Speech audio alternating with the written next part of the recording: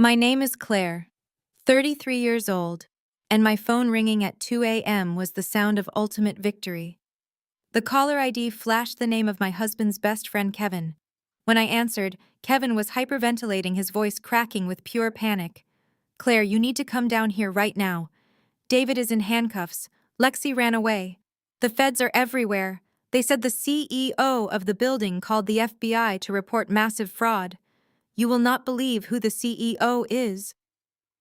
I sat back against my pillows, smiling into the darkness of my bedroom. "I know, Kevin," I replied softly. I was wearing a red dress. I hung up the phone and let the silence wash over me. Before I continue this story, let me know where you are watching from in the comments below. Hit like and subscribe if you have ever had to teach a toxic partner a lesson they will never forget. And stay tuned to hear how arrogance cost him his freedom. To understand how David ended up in federal handcuffs, we have to rewind exactly 14 days. It was the evening of our 5th wedding anniversary. I was sitting on the plush couch in our living room, wearing an oversized faded college t-shirt and my most comfortable sweatpants. My hair was tied up in a messy bun. On my lap rested a sleek black leather legal portfolio. Inside that portfolio was the ultimate anniversary surprise, a gift meant to completely change my husband's life and our future together. David was 35 years old and worked as a mid-level manager at a downtown financial firm. He was a man completely obsessed with appearances, luxury brands, and projecting a level of wealth he did not actually possess. He bought custom-tailored suits on credit cards and wore flashy watches he could barely afford. Behind his polished corporate exterior, David was drowning in $120,000 of student loan debt. He complained about it constantly, blaming his financial anxiety for his short temper and his constant need to network at expensive bars. What David did not know was that his supposedly boring work-from-home wife was not just a freelance consultant. On paper, I kept a low profile. In reality, I was the anonymous founder and CEO of a massive commercial real estate holding company worth tens of millions of dollars. I had built my empire quietly, valuing privacy over flashy posts. When David and I first met, I hid the extent of my wealth because I wanted to be certain he loved me for who I was, not for my bank account. Over the years, I maintained the illusion, paying my fair share of bills from a modest checking account, while my real assets grew exponentially behind corporate firewalls. For our 5th anniversary, I decided it was time to let him in on the secret. I wanted to alleviate his financial stress and elevate our life together. I spent the entire week working with my wealth management team to arrange 2 life-altering gifts. The first document in my leather portfolio was a certified bank draft that would completely wipe out his $120,000 student loan debt in a single transaction. The second document was the title and registration for a brand new Porsche 911 paid in full with cash. The car was currently parked in the showroom of a luxury dealership waiting for him to pick up the keys the next morning. I sat on the couch, running my fingers over the smooth leather of the portfolio, imagining the look of absolute joy and relief that would wash over his face. The grandfather clock in the hallway chimed 11:30. The front door finally clicked open. David stumbled in, returning from what he claimed was a mandatory happy hour networking event with his finance colleagues. The heavy scent of expensive whiskey and sweet perfume hit me immediately. I stood up, holding the portfolio tightly to my chest, a wide smile breaking across my face. I was so excited to celebrate our milestone.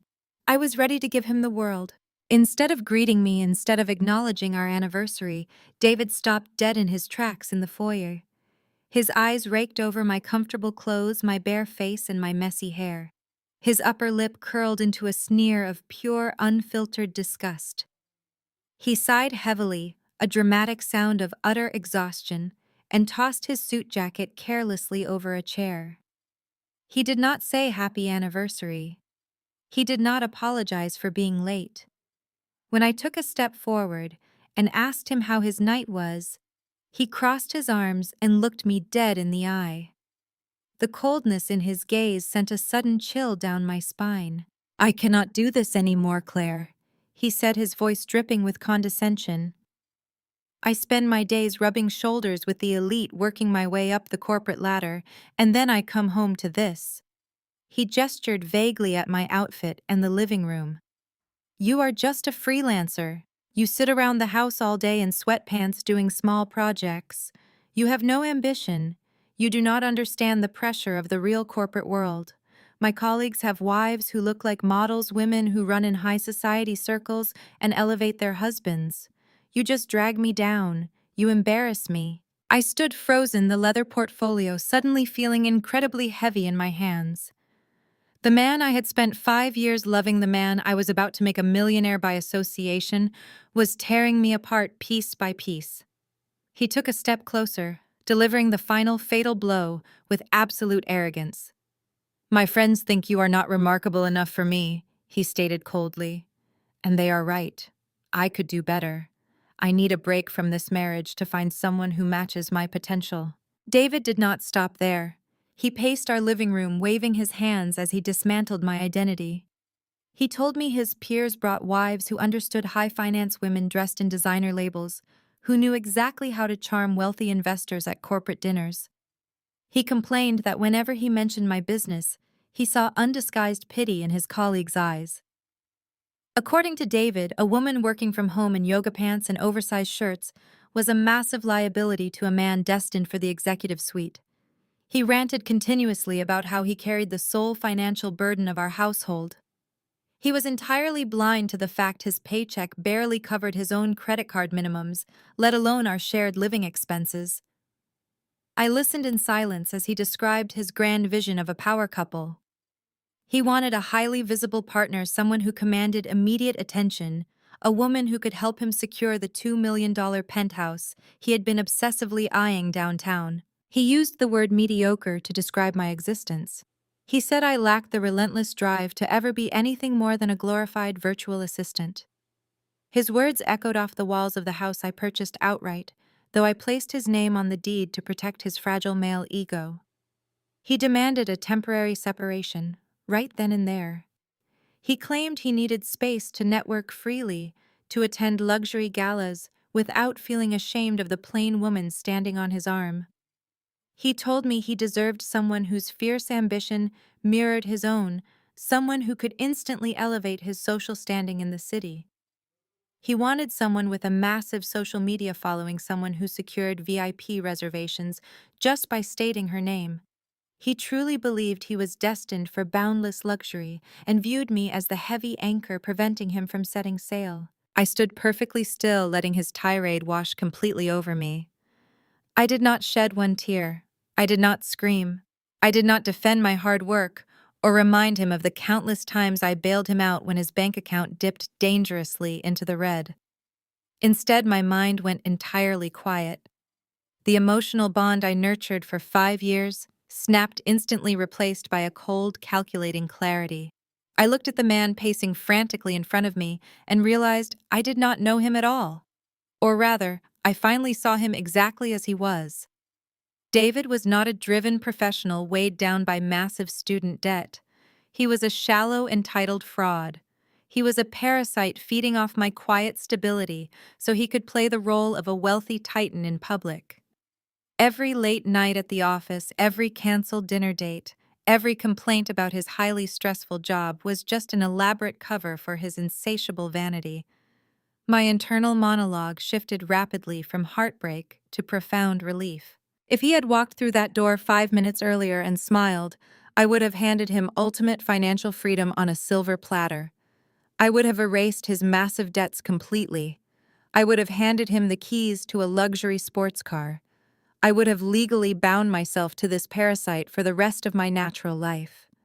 His cruel, arrogant timing was truly the greatest anniversary gift he could have ever given me. It miraculously saved me from making the biggest financial mistake of my existence. I observed his flushed face, his expensive but poorly fitted suit, the way he puffed out his chest trying to look incredibly imposing. He was pathetic. He genuinely believed his middle management salary made him an untouchable king. He believed he was outgrowing me. He had absolutely no idea he was standing in the presence of someone who could buy his entire firm and liquidate his department before breakfast. The realization that he was willing to throw away our marriage, because I did not look like a polished trophy wife, cured me of any lingering affection. He wanted a woman of high status. He wanted extreme wealth. He wanted elite power. He just completely failed to recognize that he was already married to it. David finally stopped pacing, crossing his arms and waiting for my reaction. He expected messy tears. He expected me to beg him to stay, to frantically promise I would buy better clothes, to assure him I would try much harder to fit seamlessly into his superficial world. I maintained absolute, unwavering eye contact. Slowly, I lifted the black leather portfolio I had been holding tightly against my chest. I walked deliberately over to the heavy-duty paper shredder sitting in the corner of my home office space, adjacent to our living room. I flipped the power switch. The machine hummed to life, emitting a low mechanical growl in the suddenly quiet house. I unzipped the portfolio. I pulled out the certified bank draft for $120,000. I held it up just long enough for him to catch a glimpse of the official bank seal, though he could not read the specific numbers from across the room. I fed the thick paper directly into the shredder. The sharp metal blades caught the document, pulling it down with a highly satisfying crunch. Next, I pulled out the pristine, freshly printed title documents for the Porsche 911. I made sure he saw the glossy luxury dealership folder before I pushed it firmly into the grinding metal teeth. David frowned deeply, his brow furrowing in confusion. He asked what I was doing, his voice completely losing some of its arrogant edge. He took a hesitant step forward, desperately trying to see exactly what I was destroying. I dropped the empty leather portfolio onto the hardwood floor. I turned back to face him, my expression completely blank and devoid of any emotion. I looked dead at the man who thought a modest freelancer was holding him back from undeniable greatness. I calmly delivered the only line that he ever needed to hear. Then go find someone much better. David let out a harsh, barking laugh. He ran a hand over his face, shaking his head, as if he were dealing with an unreasonable child. He actually rolled his eyes at me. "You are so incredibly dramatic," he muttered, completely missing the magnitude of what had just happened. "You destroy a few worthless pieces of paper and think you are making some grand statement. This is exactly why I need a break from you. You have absolutely no emotional regulation." He grabbed his coat from the chair, snatched his keys off the console table, and told me he was crashing at a hotel downtown for the night. He said he hoped I would have calmed down and gained some much-needed perspective by the morning. The heavy front door slammed shut behind him. The lock clicked into place. I stood in the center of the living room listening to the engine of his sedan fade down the street. The moment the sound vanished, I moved. There were no tears, no hesitation, and no second-guessing. I walked directly to my office desk and picked up my phone. The digital clock on the screen read 12:15 in the morning. I bypassed my standard contacts and dialed a highly secure private number. It rang exactly twice before a crisp, alert voice answered. "Good evening, Claire." Harrison spoke smoothly, showing absolutely no surprise at the late hour. "When you manage a portfolio as massive as mine, your wealth manager is available 24 hours a day, 7 days a week." "Harrison," I said, keeping my voice entirely steady and devoid of emotion. "We are initiating a complete financial lockdown. David just requested a separation, and I am granting him a permanent one. I need every single firewall verified and locked immediately." I heard the rapid clacking of a high-end mechanical keyboard on the other end of the line. Harrison was already moving. "Consider it done," he replied. "What is the exact scope of the separation?" I took a deep breath, looking around the house that I had carefully curated to look perfectly average. For 5 years, I had played the role of the quiet, supportive wife who handled minor freelance design contracts from her modest home office. In reality, that home office was the central command station for a commercial real estate empire. I was the anonymous founder and sole owner of Pinnacle Commercial Holdings. The properties I controlled dictated the skyline of the city. I owned the luxury retail spaces where David bought his overpriced suits. I owned the sleek corporate high-rises where he attended his flashy networking events. My holding company managed hundreds of millions of dollars in premium real estate assets across the state. I had deliberately structured my entire empire behind a complex, impenetrable labyrinth of blind trusts and shell companies.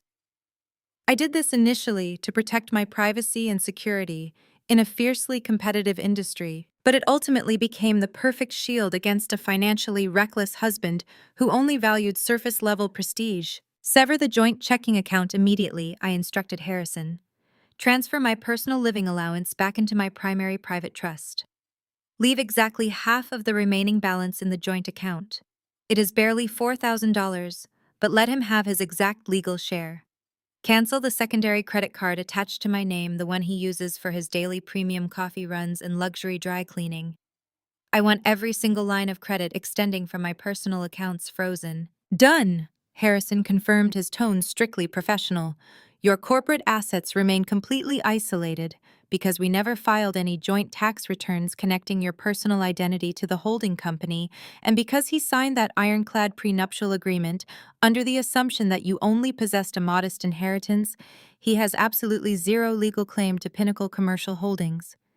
He does not even know the entity exists. Ensure it stays that way, I commanded. Contact the legal team first thing in the morning.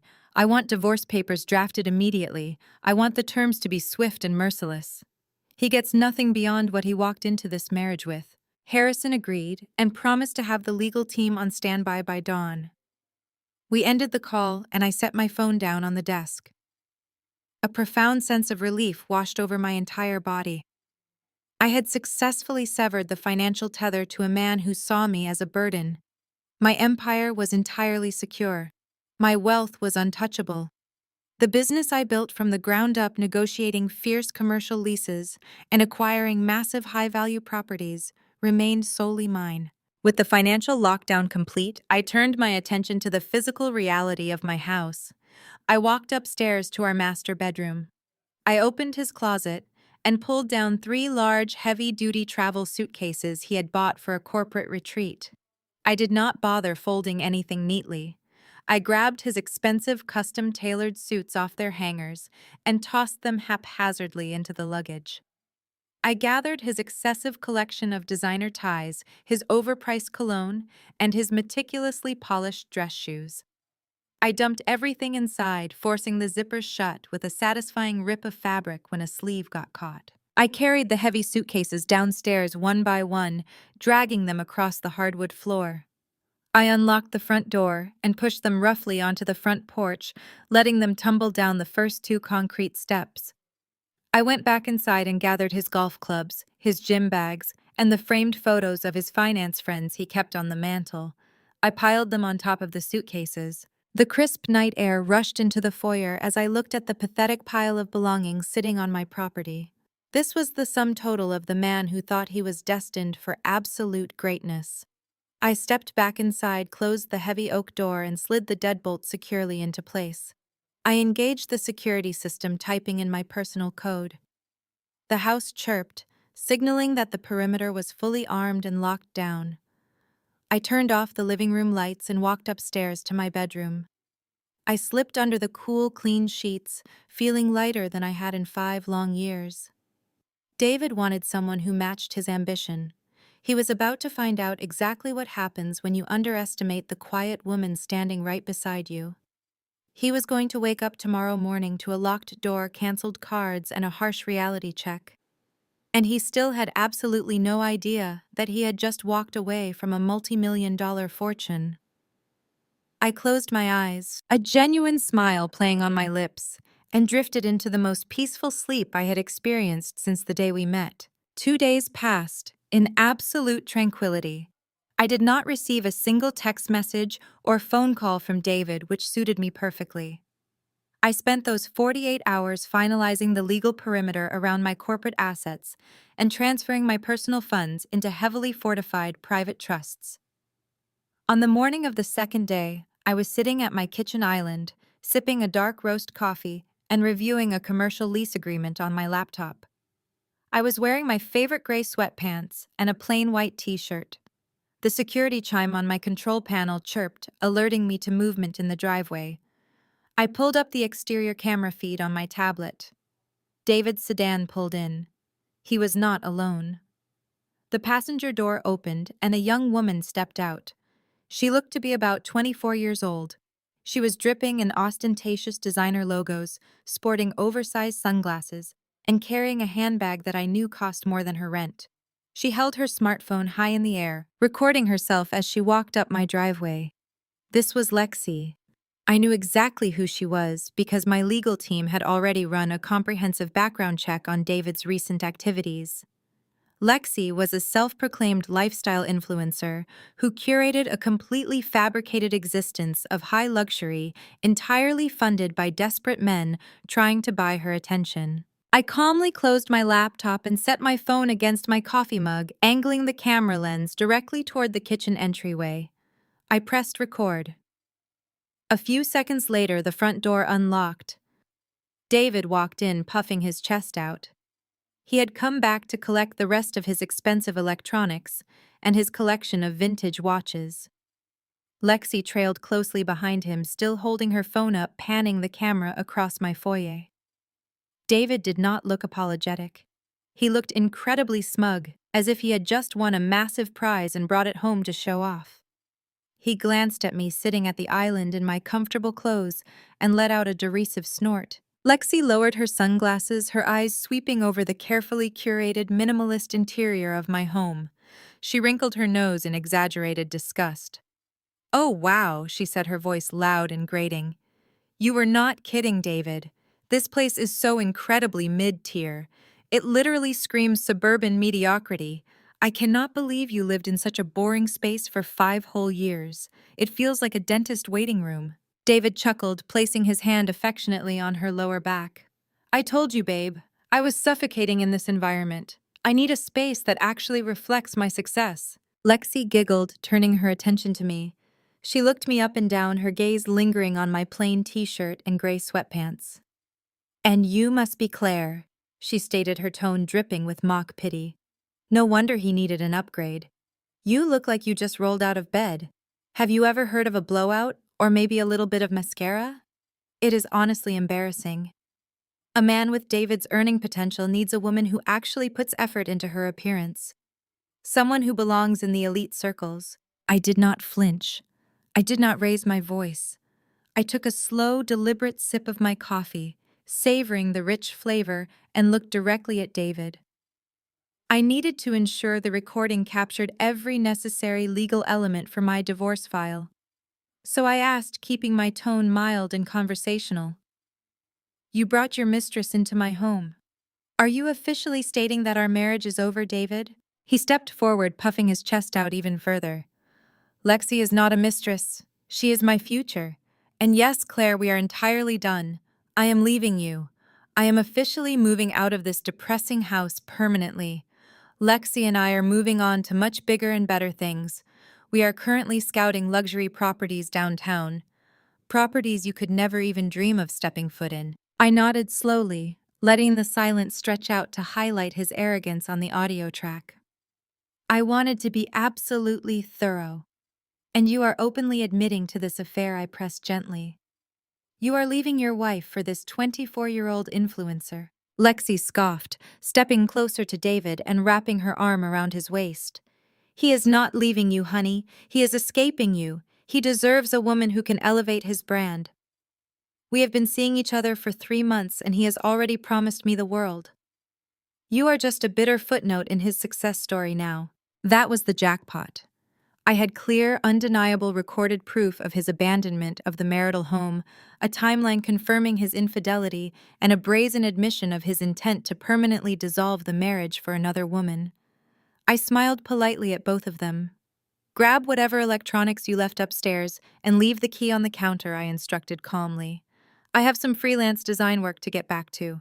David sneered, shaking his head. "You are so pathetic, Claire. Enjoy your miserable small life." They marched upstairs. I sat completely still, finishing my coffee while the camera kept rolling. 10 minutes later, they stomped back down, carrying a few boxes of his tech gadgets. David tossed his house key onto the kitchen island. It clattered sharply against the marble. Lexi laughed, linking her arm through his as they walked out the front door. The heavy door shut firmly behind them. I reached out, tapped my phone screen, and ended the recording. I immediately uploaded the video file to a secure cloud server and forwarded the link directly to my legal team. The divorce file was now armed with lethal evidence. David thought he had just delivered a crushing blow to my self-esteem. He had no idea he had just handed me the exact weapon I needed to destroy him. Less than an hour after David and his new accessory vacated my property, my cell phone began to vibrate violently across the kitchen island. I glanced down at the illuminated screen. The caller ID displayed Patricia, my notoriously overbearing mother-in-law. Under normal circumstances, I would have let it go straight to voicemail. Patricia had never been particularly fond of me making her disdain known through passive-aggressive comments at every holiday dinner. But today was different. Today, I was actively collecting evidence. I tapped the green accept button and pressed the phone to my ear, remaining completely silent. I did not even offer a polite greeting. I just let the line open and waited for the inevitable storm to hit. Patricia did not disappoint. She did not call to apologize for her son bringing a mistress into my home. She did not call to offer any maternal comfort to the woman who had spent 5 years putting up with her spoiled child. Instead, she launched immediately into a vicious, calculated attack. "Claire, I just spoke with David." Patricia barked, her voice shrill and echoing slightly on the speakerphone. "He told me everything that happened this morning. He told me you threw a massive temper tantrum and kicked him out like a common criminal. I hope you are happy with yourself. You have completely destroyed your marriage over a minor indiscretion." I remained entirely stoic, listening to the sheer audacity of her words. A minor indiscretion. Her son had been carrying on an affair for 3 months with a 24-year-old influencer and proudly paraded her through my foyer. Yet in Patricia warped reality, my lack of an emotional meltdown was somehow the real crime. When I did not immediately respond to her bait, she sighed heavily, adopting a tone of condescending pity.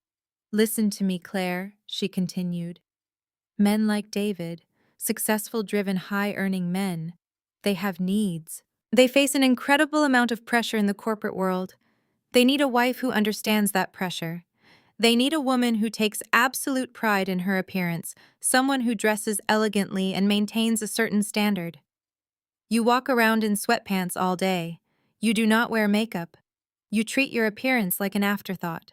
What did you honestly expect him to do?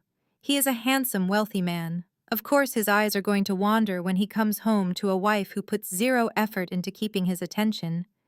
If you had just bothered to get a real career instead of doing whatever little freelance projects you do, maybe you would understand how the real world works. You simply failed to keep up with his lifestyle." I pulled the phone away from my ear for a fraction of a second, double-checking that the call recording application was functioning perfectly. It was.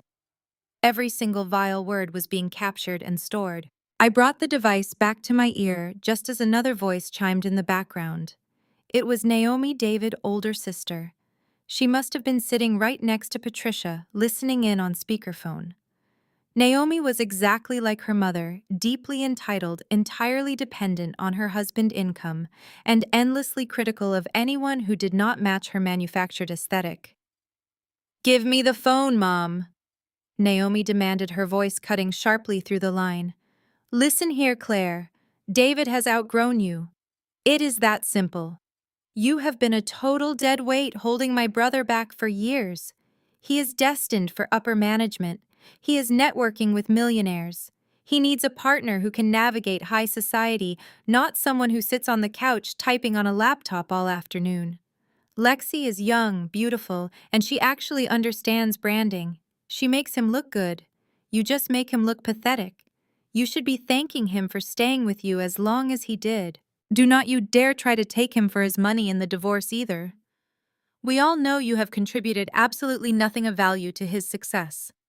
You are just bitter because he finally realized he settled for mediocrity." Their voices blended seamlessly into a staggering symphony of toxic justification and sheer delusion. Patricia kept repeating that a devoted wife would instantly forgive him and hit the gym, while Naomi adamantly insisted I should quietly step aside so David could seamlessly pursue his high-status luxury lifestyle. They were a fascinating case study in profound denial. They honestly believed David was a financial titan, remaining completely unaware that his supposed wealth was an elaborate illusion funded exclusively by my quiet patience. I let them exhaust their breath. I let them hurl every insult, every degrading comment, and every ridiculous accusation they could possibly muster without uttering a single syllable in my own defense. Arguing with fools only proves you are willing to sink down to their pitiful level. I was operating on a completely different playing field. When they finally ran out of steam, fully expecting me to break down sobbing or scream in angry retaliation, they were met with nothing but dead-heavy silence on my end. "Claire, are you even listening to us?" Patricia demanded, her frustration suddenly peaking. "Yes," I replied softly, my voice devoid of any warmth or hesitation. "I heard every single word you both said. Have a wonderful life, Patricia." Without waiting for another response, I firmly disconnected the call. I immediately exported the crisp, clear audio file directly into my secure legal folder. I labeled it as primary character evidence for the impending divorce proceedings. Then, navigating carefully through my phone settings with methodical precision, I selected Patricia Contact Profile and hit block. I scrolled straight down to Naomi Name and did the exact same thing. I severed their access to me instantly and permanently. They desperately wanted a high society drama. I was happily giving them an ironclad silent legal execution. I just simply smiled. I set my phone down. I turned toward my home office. As my hand touched the doorframe, my phone illuminated again, vibrating against the stone countertop. I paused. I walked back and glanced at the screen. The name flashing on the caller identification made me raise an eyebrow in genuine surprise. It was Jamal. Jamal was 37 years old, a brilliant African-American corporate auditor, and the husband of my deeply toxic sister-in-law, Naomi. For the 5 years I had been trapped in that family, Jamal had always been the single glaring exception to their collective madness. He was quiet and fiercely intelligent, and possessed an unwavering moral compass. I suspected he saw right through David and his parents, but out of marital duty, he kept his observations to himself. Until today. I picked up the device and answered, my tone cautious but open. "Jamal," I said softly. "Claire." His voice came through the speaker, low and urgent. He was clearly speaking from a secure location, ensuring Naomi was nowhere nearby. "I am so incredibly sorry to bother you right now, but I had to call you immediately. I just overheard the phone conversation my wife and her mother had with you. I am absolutely sick to my stomach. I want to apologize on their behalf, even though I know it does not change how repulsive their behavior was. You have never been anything but kind to this family, and you do not deserve a fraction of the disrespect they just hurled at you." I felt a small, rare smile tug at the corner of my mouth. "Thank you, Jamal. I appreciate you saying that, but you do not need to apologize for them. I know exactly who they are, and more importantly, I know who you are." He let out a heavy, exhausted sigh. "You need to know what is happening behind the scenes, Claire. The family group chat has been blowing up all morning. David is spiraling into some sort of narcissistic delusion. He is telling everyone who will listen that you are a total freeloader. He is painting this picture where you do absolutely nothing but sit around the house draining his finances while he breaks his back in the corporate world. He is actively trying to destroy your reputation to justify his affair with that influencer. He wants the family to view him as the successful victim escaping a lazy spouse." I leaned against the counter, crossing my arms. "I am not surprised," I replied smoothly. "He needs a scapegoat to validate his own financial incompetence. Let him talk. Words do not hold up in court." "That is exactly why I am calling, Jamal," pressed, his tone growing even more serious. "It is not just the talking, Claire. David is making massive, reckless financial moves as we speak. He is bragging to his parents and Naomi that he is about to close on a $2.5 million luxury penthouse downtown. He is telling them it is the ultimate proof of his elite status, a place to entertain his high-level finance peers and show off Lexi. Claire. I am a corporate auditor. I know what David makes. I know his lifestyle expenses. There is absolutely no mathematical way he can secure a legitimate mortgage for a $2.5 million property on his middle management salary. Not without a massive down payment or serious financial manipulation. I listened intently, my mind racing as the puzzle pieces fell perfectly into place. David was desperate. He was blinded by his need to impress a 24-year-old woman who only cared about luxury aesthetics. He was backed into a corner of his own making, and desperate men make phenomenally stupid mistakes. He is planning to take you for everything you have, Claire Jamal warned, his voice thick with genuine concern for my safety. He is going to try to squeeze every single penny out of your divorce settlement to fund this ridiculous penthouse delusion. He genuinely believes you have some hidden savings he can raid, or that he can force you to sell the house and give him the equity. You need to hire a ruthless shark of a lawyer immediately. You cannot let him steamroll you. Do not let him intimidate you into giving up your home. He is coming for blood, and he has the entire family cheering him on. I absorbed his urgent warning, touched by the fact that he was risking his own marital peace to protect a woman his wife despised. Jamal was a good man, trapped in a den of vipers. His professional instincts were razor-sharp, but even he could not possibly comprehend the sheer magnitude of the trap David was currently sprinting toward. Jamal thought David was a threat to my modest livelihood. He had no idea David was an ant trying to steal from a dragon. I took a slow, calming breath, letting the warmth of Jamal's unexpected loyalty settle over me. I spoke into the receiver, my voice softening with genuine gratitude, yet laced with a chilling absolute certainty. "Thank you, Jamal," I said quietly. "Your warning means more to me than you know. You are the only decent person in that entire bloodline. But please do not lose a single ounce of sleep worrying about my financial safety. I already have the best legal team in the state on speed dial, and my assets are completely untouchable. David thinks he is playing a high-stakes game of chess, but he does not even realize he is just a pawn on my board. Let him brag about his $2.5 million penthouse.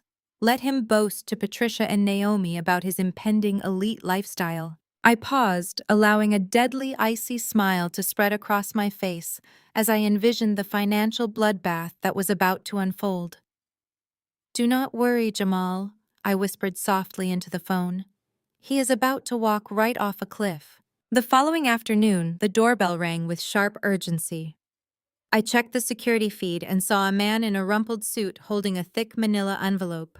I unlocked the front door and stepped onto the porch. "Are you Claire?" he asked, extending a clipboard and a pen. I nodded, signing my name with practiced fluidity. "You have been served," he stated, turning on his heel and marching back to his unmarked vehicle. I carried the heavy envelope into my kitchen and sliced it open with a letter opener. The official seal of the family court stared back at me. David had wasted absolutely no time. He was determined to strike while he believed I was still emotionally paralyzed. I spread the thick stack of legal documents across the pristine marble island and began to read through his formal petition for the dissolution of our marriage. I expected standard boilerplate legal aggression, but what I found on those pages was nothing short of pure comedy. David had hired a discount divorce attorney known for filing aggressive but legally baseless petitions. The demands outlined in black and white ink were completely detached from reality. According to his formal declaration, David was petitioning the court for permanent spousal support. Yes, he actually had the audacity to demand alimony from me. His legal justification was a masterpiece of narcissistic delusion. He claimed that his demanding high-stress career in corporate finance required him to maintain a specific elite lifestyle, and that I, as a useless, unsupportive spouse, had consistently failed to contribute any meaningful value to his professional trajectory. The document literally stated that my lack of ambition had caused him significant emotional distress.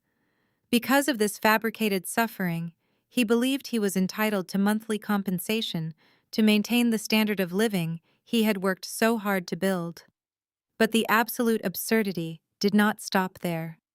David formally demanded exclusive ownership of our marital home. He conveniently forgot that I had purchased the property entirely with cash before our wedding and only added his name to the deed later as a gesture of marital goodwill. He demanded I vacate the premises within 30 days. Finally, he requested a court-mandated audit of my freelance bank accounts, demanding exactly 50% of what he referred to as my modest personal savings. He genuinely believed I was hiding a few $1,000s from my design gigs, and he wanted half of it to help fund his new life with his 24-year-old influencer girlfriend. I read the entire document twice just to ensure my eyes were not deceiving me. He was demanding my house, my money, and monthly payments for simply existing. I gathered the ridiculous paperwork and drove directly to the downtown high-rise that housed my dedicated legal team.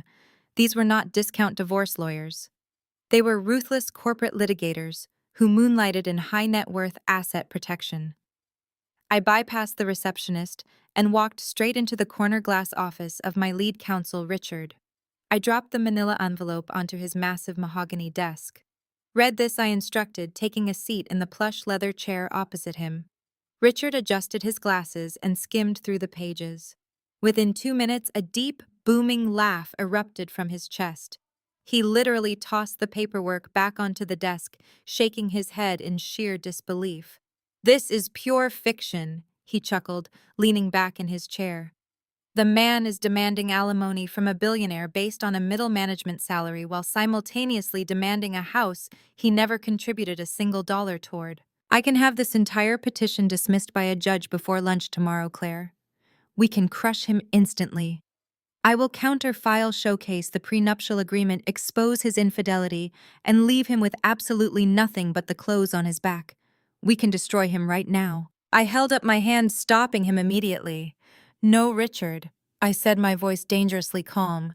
"Do not crush him yet. That is entirely too easy. If we crush him today, he simply walks away and plays the victim. He needs to face the absolute maximum consequences of his own arrogance." Richard narrowed his eyes, intrigued by my strategy. "What exactly are you proposing, Claire?" I leaned forward, resting my elbows on the mahogany desk. "I want you to drag this mediation out. File a standard response but play it incredibly safe.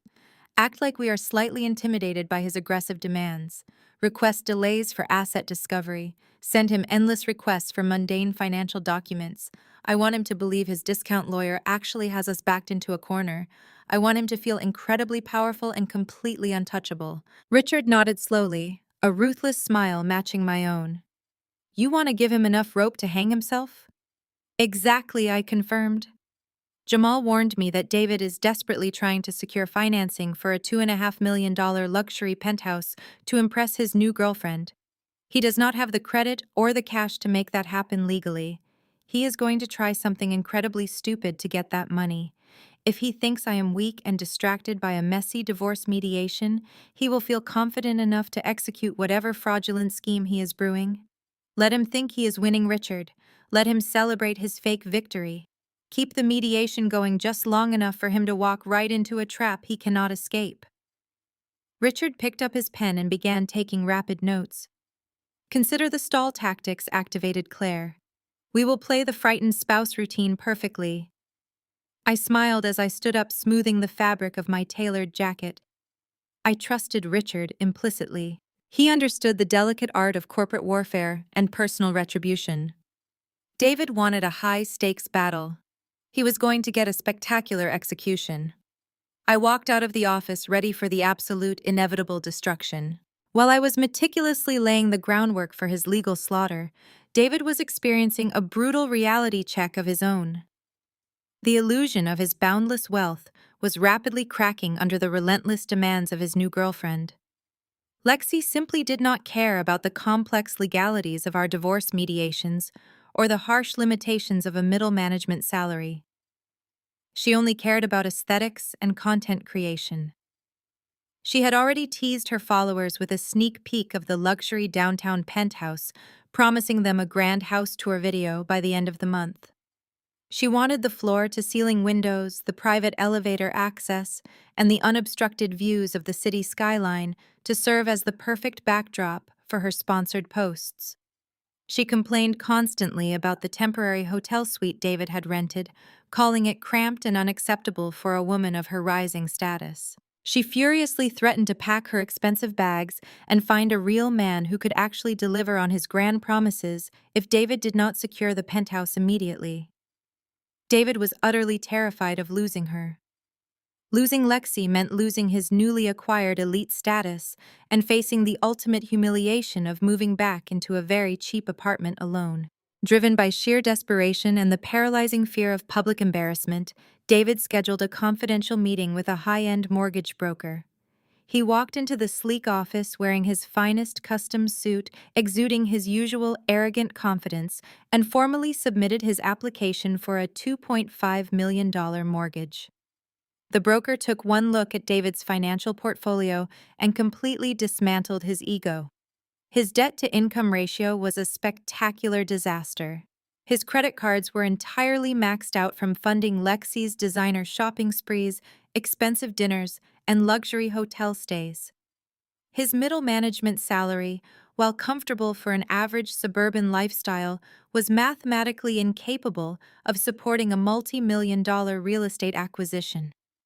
The broker rejected his application outright, informing him that without a massive cash down payment of at least $750,000, no legitimate bank would ever approve the loan. David stormed out of the office, his face flushed with extreme humiliation and mounting panic. He was completely out of options. He had no wealthy relatives to borrow from, and his finance peers would instantly smell blood in the water if he asked them for a personal loan. The pressure was mounting by the second. Lexi was texting him photos of expensive Italian furniture she wanted to order for the penthouse living room, demanding his credit card information to secure the delivery. David sat quietly in his car in the parking garage, his hands gripping the steering wheel until his knuckles turned completely white. He needed a massive injection of liquid cash, and he needed it instantly.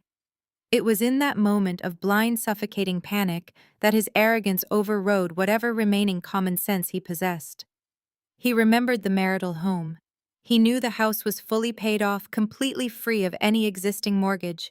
He falsely assumed that because his name was also listed on the deed, he possessed equal rights to leverage the property. He completely ignored the legal reality that any major financial action required the explicit notarized consent of both homeowners. In his deeply narcissistic mind, I was just a frightened, clueless freelancer who was currently overwhelmed by the aggressive divorce papers he had served. He genuinely believed I was too busy crying over the end of our marriage to ever notice a complex financial maneuver happening behind the scenes. David decided to bypass traditional banking institutions entirely and sought out an aggressive private bridge loan lender. These alternative lenders operated with far less scrutiny, prioritizing the hard asset value of the collateral over the borrower's personal credit history. They offered short-term, high-interest cash loans designed to bridge the gap during major real estate transitions. David approached them with a bold, fabricated narrative. He claimed we were happily upgrading our lifestyle, selling our paid-off suburban home to move into a luxury downtown penthouse. He offered our marital home as the sole collateral to secure a $750,000 cash bridge loan for the penthouse down payment. The private lender evaluated the pristine suburban property, confirmed its high market value, and eagerly agreed to issue the funds. There was only one final, unavoidable administrative hurdle standing in David's way. The lender required a series of legal documents, including a spousal consent form and a heavily leveraged deed of trust to be signed by both property owners. David faced a critical choice. He could ask me for permission, which he knew I would immediately deny, or he could take matters into his own hands. Driven by his insatiable need to secure Lexi and maintain his fraudulent image, he chose the latter option without hesitation. He downloaded the required legal documents directly to his laptop in his hotel room. He pulled up an old tax return to meticulously study my handwriting. He spent hours practicing my signature on a blank notepad, carefully mimicking the precise slant and elegant curve of my letters. He convinced himself that this was merely a temporary measure, a minor administrative shortcut that he would easily resolve once the divorce was finalized, and he forced me to sell the house anyway. With a steady hand fueled by sheer audacity, David forged my exact signature across multiple high-stakes financial documents. He illegally authorized the use of my home as collateral, committing felony forgery and federal wire fraud in a single stroke of a pen. He quickly scanned the fraudulent paperwork and submitted it straight to the private lender. He leaned back in his chair, feeling like an absolute genius. He thought he had effortlessly outsmarted the banking system, completely outsmarted his quiet wife, and successfully secured his elite future. He had absolutely no idea he had just signed his own death warrant, sealing his inevitable doom permanently. While David sat in his hotel room reveling in his fabricated triumph, I was enjoying a remarkably peaceful Tuesday morning inside the very house he had just illegally leveraged.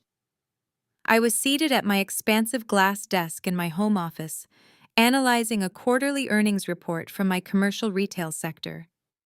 The morning sun filtered through the sheer curtains, casting a warm glow across my workspace.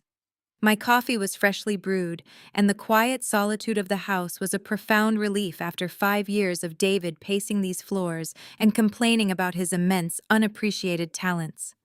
I felt completely centered and entirely focused on expanding my empire. Suddenly, a sharp, distinct chime echoed from my encrypted corporate laptop. It was not a standard email notification or a calendar reminder. It was a high-priority red flag alert generated directly by the automated risk management software I had personally designed for Pinnacle Commercial Holdings. I immediately minimized my spreadsheets and opened the secure portal. The message was flagged urgent and originated from Victor, my chief compliance officer. Victor was a meticulous former federal investigator whom I paid an exorbitant salary to ensure my entire operation remained utterly bulletproof. If Victor was triggering a red flag alert, something was seriously wrong with an incoming transaction. I clicked the encrypted link and scanned his brief accompanying message.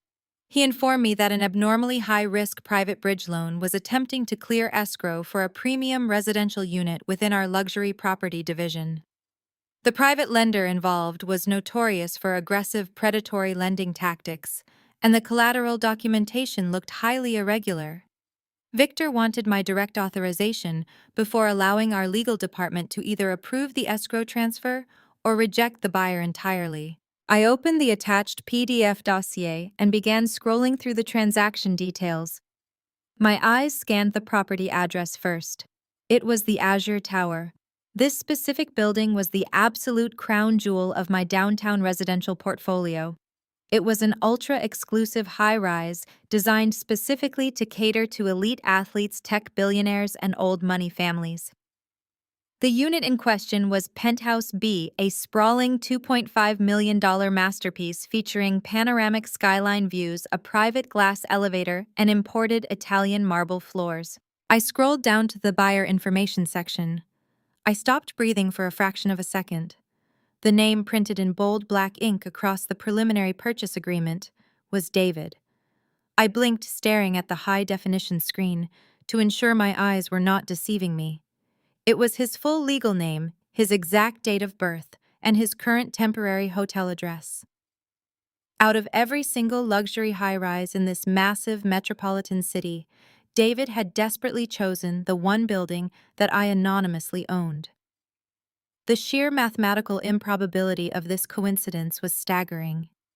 My husband was actively attempting to purchase a $2.5 million luxury penthouse from his own wife to house his 24-year-old mistress. A cold, predatory smile slowly spread across my face as the absolute hilarity of the situation washed over me. I took a slow sip of my coffee, my mind shifting from mild amusement to razor-sharp calculation. I needed to see exactly how a mid-level manager with maxed-out credit cards was securing a $750,000 down payment for my penthouse. I scrolled further down into the financial disclosures section of the escrow file. The funds were coming from a private bridge loan, just as Victor had warned. I checked the collateral listed to secure the heavy loan. There, staring back at me in undeniable digital print, was my own home address. It was the pristine suburban house I was currently sitting inside the property I bought with cash years before David even bought me an engagement ring. I swiftly opened the final attachment, which contained the scanned collateral authorizations provided by the aggressive private lender. I stared at the deed of trust and the mandatory spousal consent form. At the bottom of the page, right next to David Sloppy's signature, was my name. I zoomed in on the document, studying the blue ink. It was a meticulous, beautifully crafted forgery. He had captured the exact slant of my cursive, the subtle loop of my first initial, and the sharp finish of my last name. If I did not know with absolute certainty that I had never signed this document, I might have believed it was my own handwriting. The profound gravity of his stupidity settled heavily into the quiet room. David was not just cheating on me or trying to bully me in a divorce settlement anymore. He had crossed a massive, unforgivable legal boundary. By forging my signature on highly leveraged financial documents, he had committed blatant identity theft and felony forgery. Because these documents were transmitted digitally across state banking lines to the private lender, he had simultaneously committed federal wire fraud. Furthermore, by attempting to use a fraudulently secured loan to purchase a property, he was actively engaging in bank fraud and money laundering. He genuinely believed he was a financial mastermind executing a flawless transaction. He thought he had outsmarted a naive housewife. He had no idea that his forged documents had bypassed the private lender and landed directly on the desk of the holding company CEO, who also happened to be the woman whose signature he just faked. I sat back in my ergonomic chair, staring at the ceiling, and let out a genuine loud laugh. It was a beautiful, crisp sound in the empty house. David was literally attempting to steal my house to buy my penthouse. He was handing me the exact legal leverage I needed to completely obliterate his entire existence. I did not need to fight him in family court over trivial alimony claims anymore. I possessed the undeniable digital evidence to send him directly to federal prison for a very long time. I looked back at the screen, watching the little green cursor blink steadily on Victor urgent message. I had the power to stop the transaction immediately. I could have Victor flag the forgery contact, the private lender, and shut the entire process down before a single dollar was transferred. But that would only result in David getting a slap on the wrist for an attempted crime. He would simply panic, claim it was a misunderstanding, and slither away to try another desperate scheme. I wanted him to fall completely into the abyss. I wanted the transaction to go live. I wanted the fraud to be perfectly executed so the legal consequences would be absolutely inescapable. I reached out to my keyboard, my fingers resting lightly on the keys, ready to set the ultimate trap. I initiated a highly secure video conference call directly from my private encrypted corporate portal today. Within mere seconds, the high-definition screen split perfectly into two distinct panels. On the left sat Victor, my chief compliance officer, looking tense in his sterile corporate office. On the right appeared Richard, my lead legal counsel, who was already sipping his morning espresso and reviewing the digital file I had just forwarded to him. Both men possessed decades of experience in high-stakes corporate warfare, but the sheer audacity of the documents currently displayed on their monitors had them both visibly stunned. Victor spoke first, his voice tight with professional urgency. "Claire, we have a massive breach of protocol here. The signature on this spousal consent form is a highly sophisticated forgery. The private lender failed their due diligence by accepting this without secondary verification. We are legally obligated to halt this process immediately. I have the authorities on standby. Should I contact the local police and report the fraud right now?" I looked at the screen, watching Victor prepare to dismantle David. I smiled. It was a slow, predatory smile that caused Richard to pause with his cup halfway to his mouth. "No," I said, my voice dropping to a calm, chilling register. "Do not call the police. I want you to approve the preliminary loan." Victor blinked, his professional composure slipping for a fraction of a second. He leaned closer to his webcam, thinking he had misheard my instructions. "Claire, if we approve this preliminary loan, We are technically allowing a fraudulent transaction to proceed through our own corporate pipeline. He is committing a federal crime using your personal residence as stolen collateral. We cannot simply let this happen. Richard set his cup down, his eyes narrowing as he studied my expression. He knows me better than anyone else on my payroll. He recognized the exact look on my face. He knew I was not letting David escape. I was building a cage. "What is the play?" Claire Richard asked, leaning back. "You do not let a rat crawl into the pantry unless you have set the spring on the trap." "Exactly," I confirmed. "If we call the police today, David gets arrested for attempted fraud. His discount lawyer will argue that he panicked, that he intended to tell me about the loan, that it was a massive misunderstanding. He might negotiate a plea deal. He might get a slap on the wrist. I am not interested in giving him a minor scare. I want the crime to be fully executed. I want the ink to dry.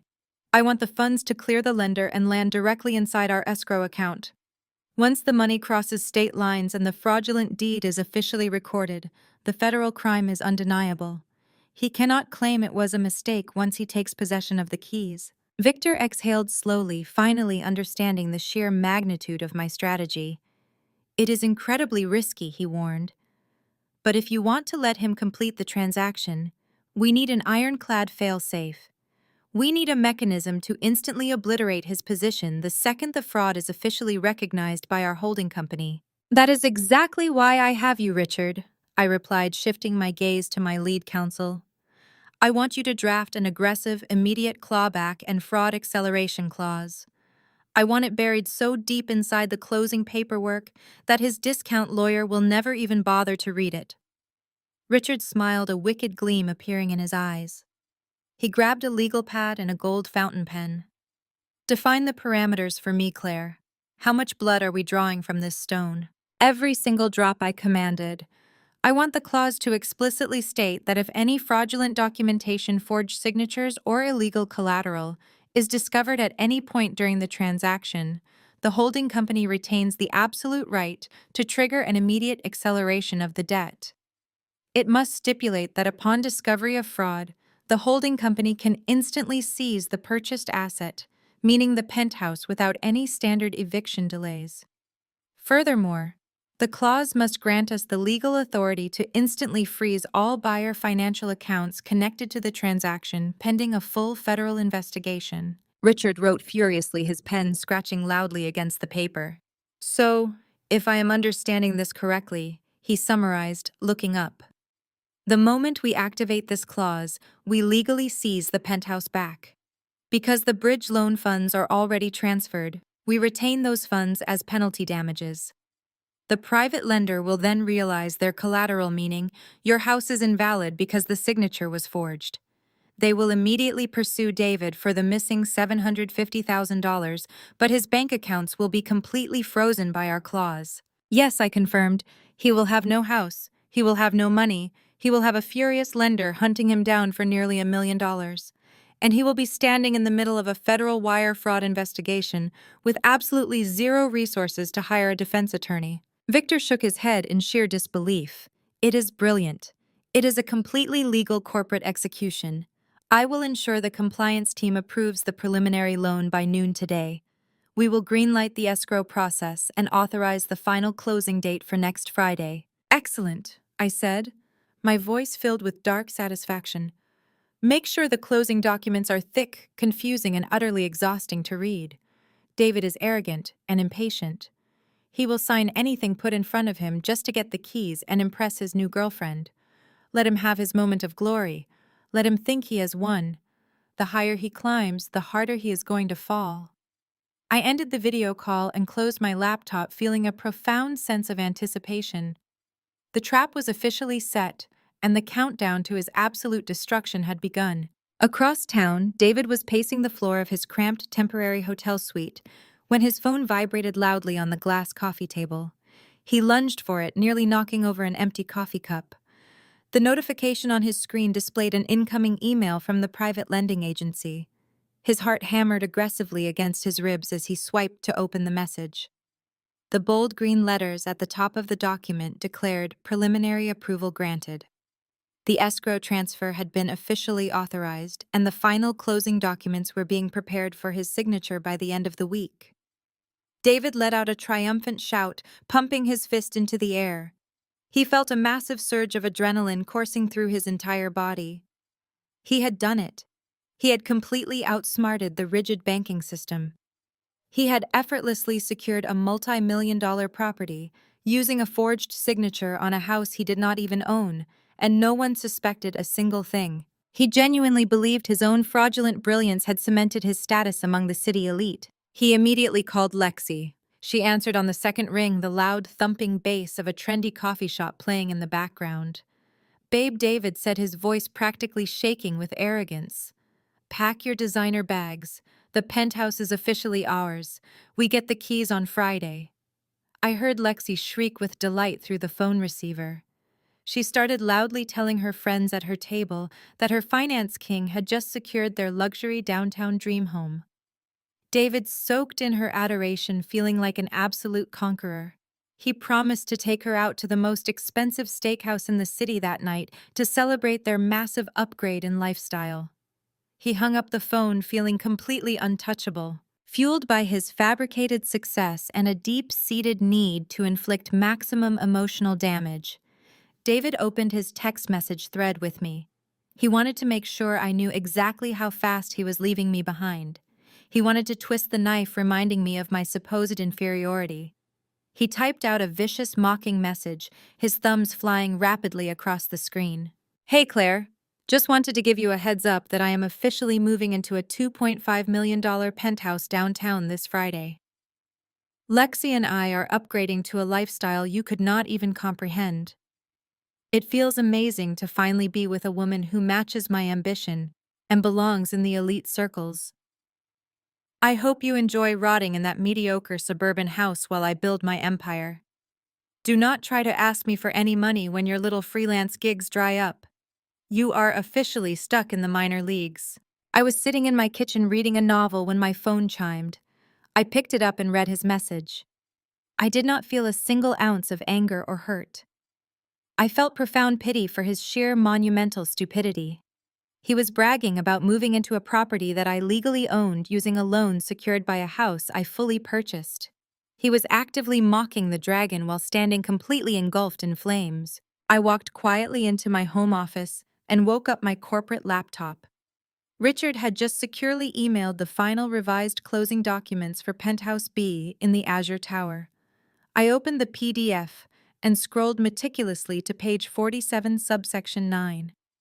There, buried seamlessly amidst a mountain of dense, mind-numbing legal jargon, was the clawback and fraud acceleration clause.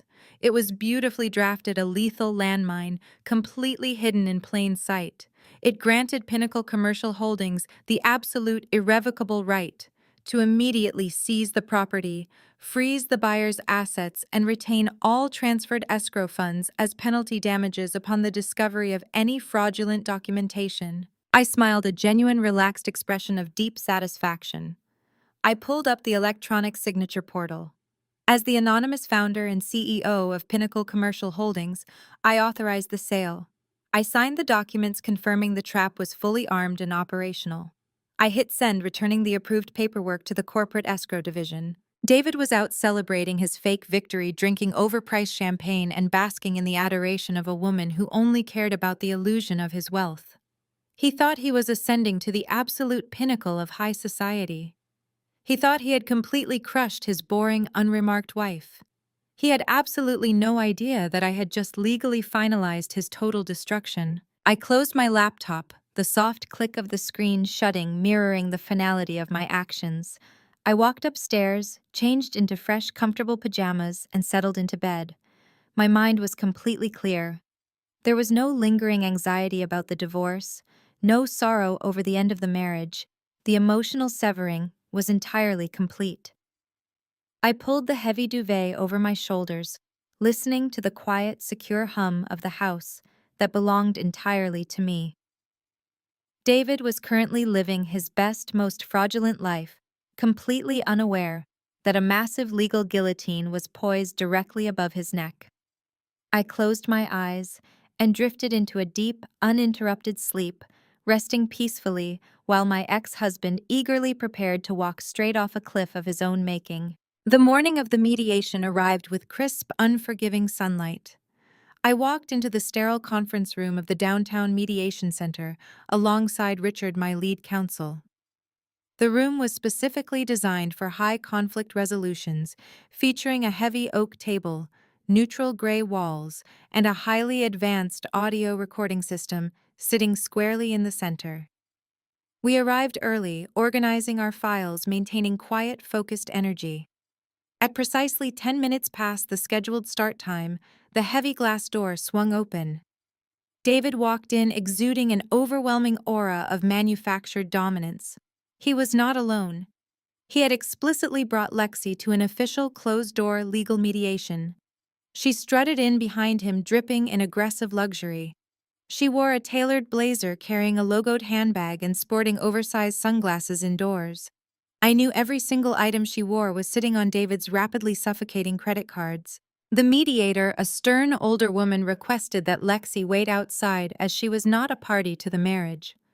David puffed out his chest loudly, insisting Lexi was his future wife and possessed every right to observe. The mediator sighed heavily, allowing Lexi to sit against the far wall, strictly forbidding her from speaking. David took his seat across from me, pulling out a single thin folder that paled in comparison to the massive stack of documents Richard had purposefully placed in front of us. David smirked genuinely, believing our paperwork was a desperate attempt to stall his inevitable victory. The mediator initiated the session, stating the date and time before pressing the bright red button on the digital recording device. The little red light illuminated, confirming that every single word spoken in this room was now sworn legal testimony, subject to penalty of perjury. David did not waste a single second. The moment the mediator asked for opening statements regarding the division of assets, David launched into a vicious, unprovoked monologue. He ignored the legal structure, choosing instead to utilize the official platform to aggressively berate me. He leaned over the table, pointing a manicured finger in my direction. He loudly declared I had been a financial and emotional parasite for 5 entire years. He painted himself as a high-powered financial titan who had been violently held back by a lazy, uninspired spouse. He stared directly at the recording device, stating I contributed absolutely nothing to the marital estate. Lexi sat in the background, crossing her legs and smiling smugly as David publicly humiliated me. I maintained absolute total silence. I did not defend myself. I did not flinch. I sat perfectly still, allowing his towering arrogance to dictate the entire narrative. He became increasingly emboldened by my lack of resistance. His voice grew louder, his gestures more expansive. He decided it was the perfect moment to officially introduce his fabricated wealth into the legal record. He arrogantly announced that he was moving on to a vastly superior life. He boasted that he was currently closing on a $2.5 million luxury penthouse in the most exclusive high-rise downtown. He described the panoramic skyline views, the imported marble floors, and the private elevator access. He looked at me with pure, unadulterated contempt and stated that he was finally acquiring the elite assets he rightfully deserved, and that I had absolutely zero right to claim a single penny of his impending massive fortune. Richard sat beside me, his face an unreadable mask of absolute professional detachment. He waited patiently for David to completely exhaust his breath. When David finally leaned back in his chair, looking thoroughly satisfied with his performance, Richard slowly unclasped his gold fountain pen. Richard leaned forward, his tone incredibly mild, polite, and entirely non-threatening. He addressed the mediator first, before turning his attention directly to David. For the clarity of the official mediation record, Richard began smoothly. We simply need to categorize these new assets correctly. My client wishes to ensure a clean, fair separation of all property. Regarding this $2.5 million penthouse you are currently acquiring, we must confirm the financial origins. Have you utilized any marital funds, shared savings, or joint collateral to secure the financing for this new luxury property? David let out a harsh, dismissive laugh. He looked at Richard as if the seasoned corporate litigator was a complete idiot. Absolutely not. David sneered, his voice echoing clearly toward the microphone. I would never use a single dollar connected to her. I am securing this property entirely on my own merit and my own financial standing." Richard paused, letting the silence stretch for 3 deliberate seconds. He needed the trap to be perfectly sealed. So just to be absolutely certain for the sworn legal record, Richard pressed his voice, remaining dangerously calm and polite. "You are stating under penalty of perjury that you secured the financing for this multi-million-dollar penthouse entirely independently and completely legally without leveraging any marital assets whatsoever." The room felt completely still. I watched David puff out his chest, glancing quickly at Lexi, who was nodding encouragingly from the corner. His ego was totally blinding him to the razor-sharp legal snare closing tightly around his neck. "Yes," David declared loudly and clearly, his voice ringing with absolute supreme arrogance. "I secured the financing independently and legally. I did it entirely on my own." Richard slowly clicked his gold pen shut. The sharp metallic sound signaled the exact moment the trap snapped perfectly closed. "Thank you for clarifying that for the official record," Richard said, offering a polite, empty smile. "That is all we needed to know." I looked across the table at the man who thought he had just conquered the world. David had just officially committed felony perjury on a sworn legal recording while simultaneously executing federal wire fraud. He had handed me the final weapon to orchestrate his total, absolute destruction. The checkmate was officially locked in, and he had no idea he was already a dead man walking. Following the mediation, David and Lexi convinced they had outsmarted me, and the legal system decided to celebrate their fabricated victory publicly. They took to social media with a vengeance. Sitting in my home office, my phone buzzed with an alert from a burner account I created to monitor their digital footprint. Lexi had just uploaded a massive 10-minute video to her main page. The thumbnail featured her standing in an expansive, sun-drenched room, wearing a designer dress and holding luxury champagne. The caption read, "Empty house tour with my finance king," tagging David's newly public profile. I clicked on the video, watching with deep, morbid fascination as my soon-to-be ex-husband and his 24-year-old mistress paraded through a property that my holding company legally owned. Lexi spun the camera, capturing towering floor-to-ceiling windows overlooking the downtown financial district. She shrieked with manufactured delight, loudly showing off the imported Italian marble countertops in the gourmet kitchen. Running her manicured hands over the custom brass fixtures, she bragged to her followers about the elite lifestyle her incredible man provided. David stepped into the frame, wrapping his arms around her waist and kissing her cheek. He wore a smug, self-satisfied grin, looking directly into the camera lens as if he were the undisputed master of the universe. He actually had the audacity to boast about the private glass elevator and the exclusive rooftop terrace, claiming he secured the absolute best unit in the entire building because he only accepts perfection. The sheer irony of the video was almost too delicious to bear. I watched them point out the high-end architectural details, the precise details I had personally approved during the final construction phase of the Azure Tower 2 years ago. Lexi twirled in the center of the massive master suite, declaring it the perfect sanctuary for a true power couple. She repeatedly referred to David as her brilliant investor, claiming his massive success in the corporate finance world made this dream home a reality. She had absolutely no idea that her finance king was completely broke, drowning in credit card debt, and currently executing federal wire fraud just to stand inside a room that belonged exclusively to the woman he was trying to discard. The digital circus did not stop with the video itself. The comment section rapidly devolved into a toxic echo chamber of family validation. I scrolled down the screen and immediately spotted the glowing endorsements from my soon-to-be former in-laws. Patricia was the first to comment, pinning a lengthy paragraph at the top of the feed. She showered Lexi with excessive praise, calling her a stunning addition to the family and a woman who truly understood how to support a successful man. Patricia publicly declared how incredibly proud she was of David for finally dropping the dead weight and stepping into the elite lifestyle he had always been destined for. She added several champagne glass emojis, ignoring the fact that her son was currently navigating a high-conflict divorce mediation. Naomi chimed in right beneath her mother, her comment dripping with her signature brand of malicious entitlement. She congratulated her brother on his massive real estate acquisition, publicly claiming that David had spent the last 5 years being held back by a lazy, uninspired partner who contributed absolutely nothing to his financial growth. Naomi told Lexi she was the ultimate upgrade, a woman who possessed the beauty and ambition required to stand beside a wealthy executive. They were utilizing a public platform to aggressively humiliate me, completely blinded by their desperate need to project high social status. They genuinely believed that securing a luxury penthouse automatically erased David's massive inadequacies and elevated their entire bloodline. I did not feel a single ounce of hurt reading their venomous words.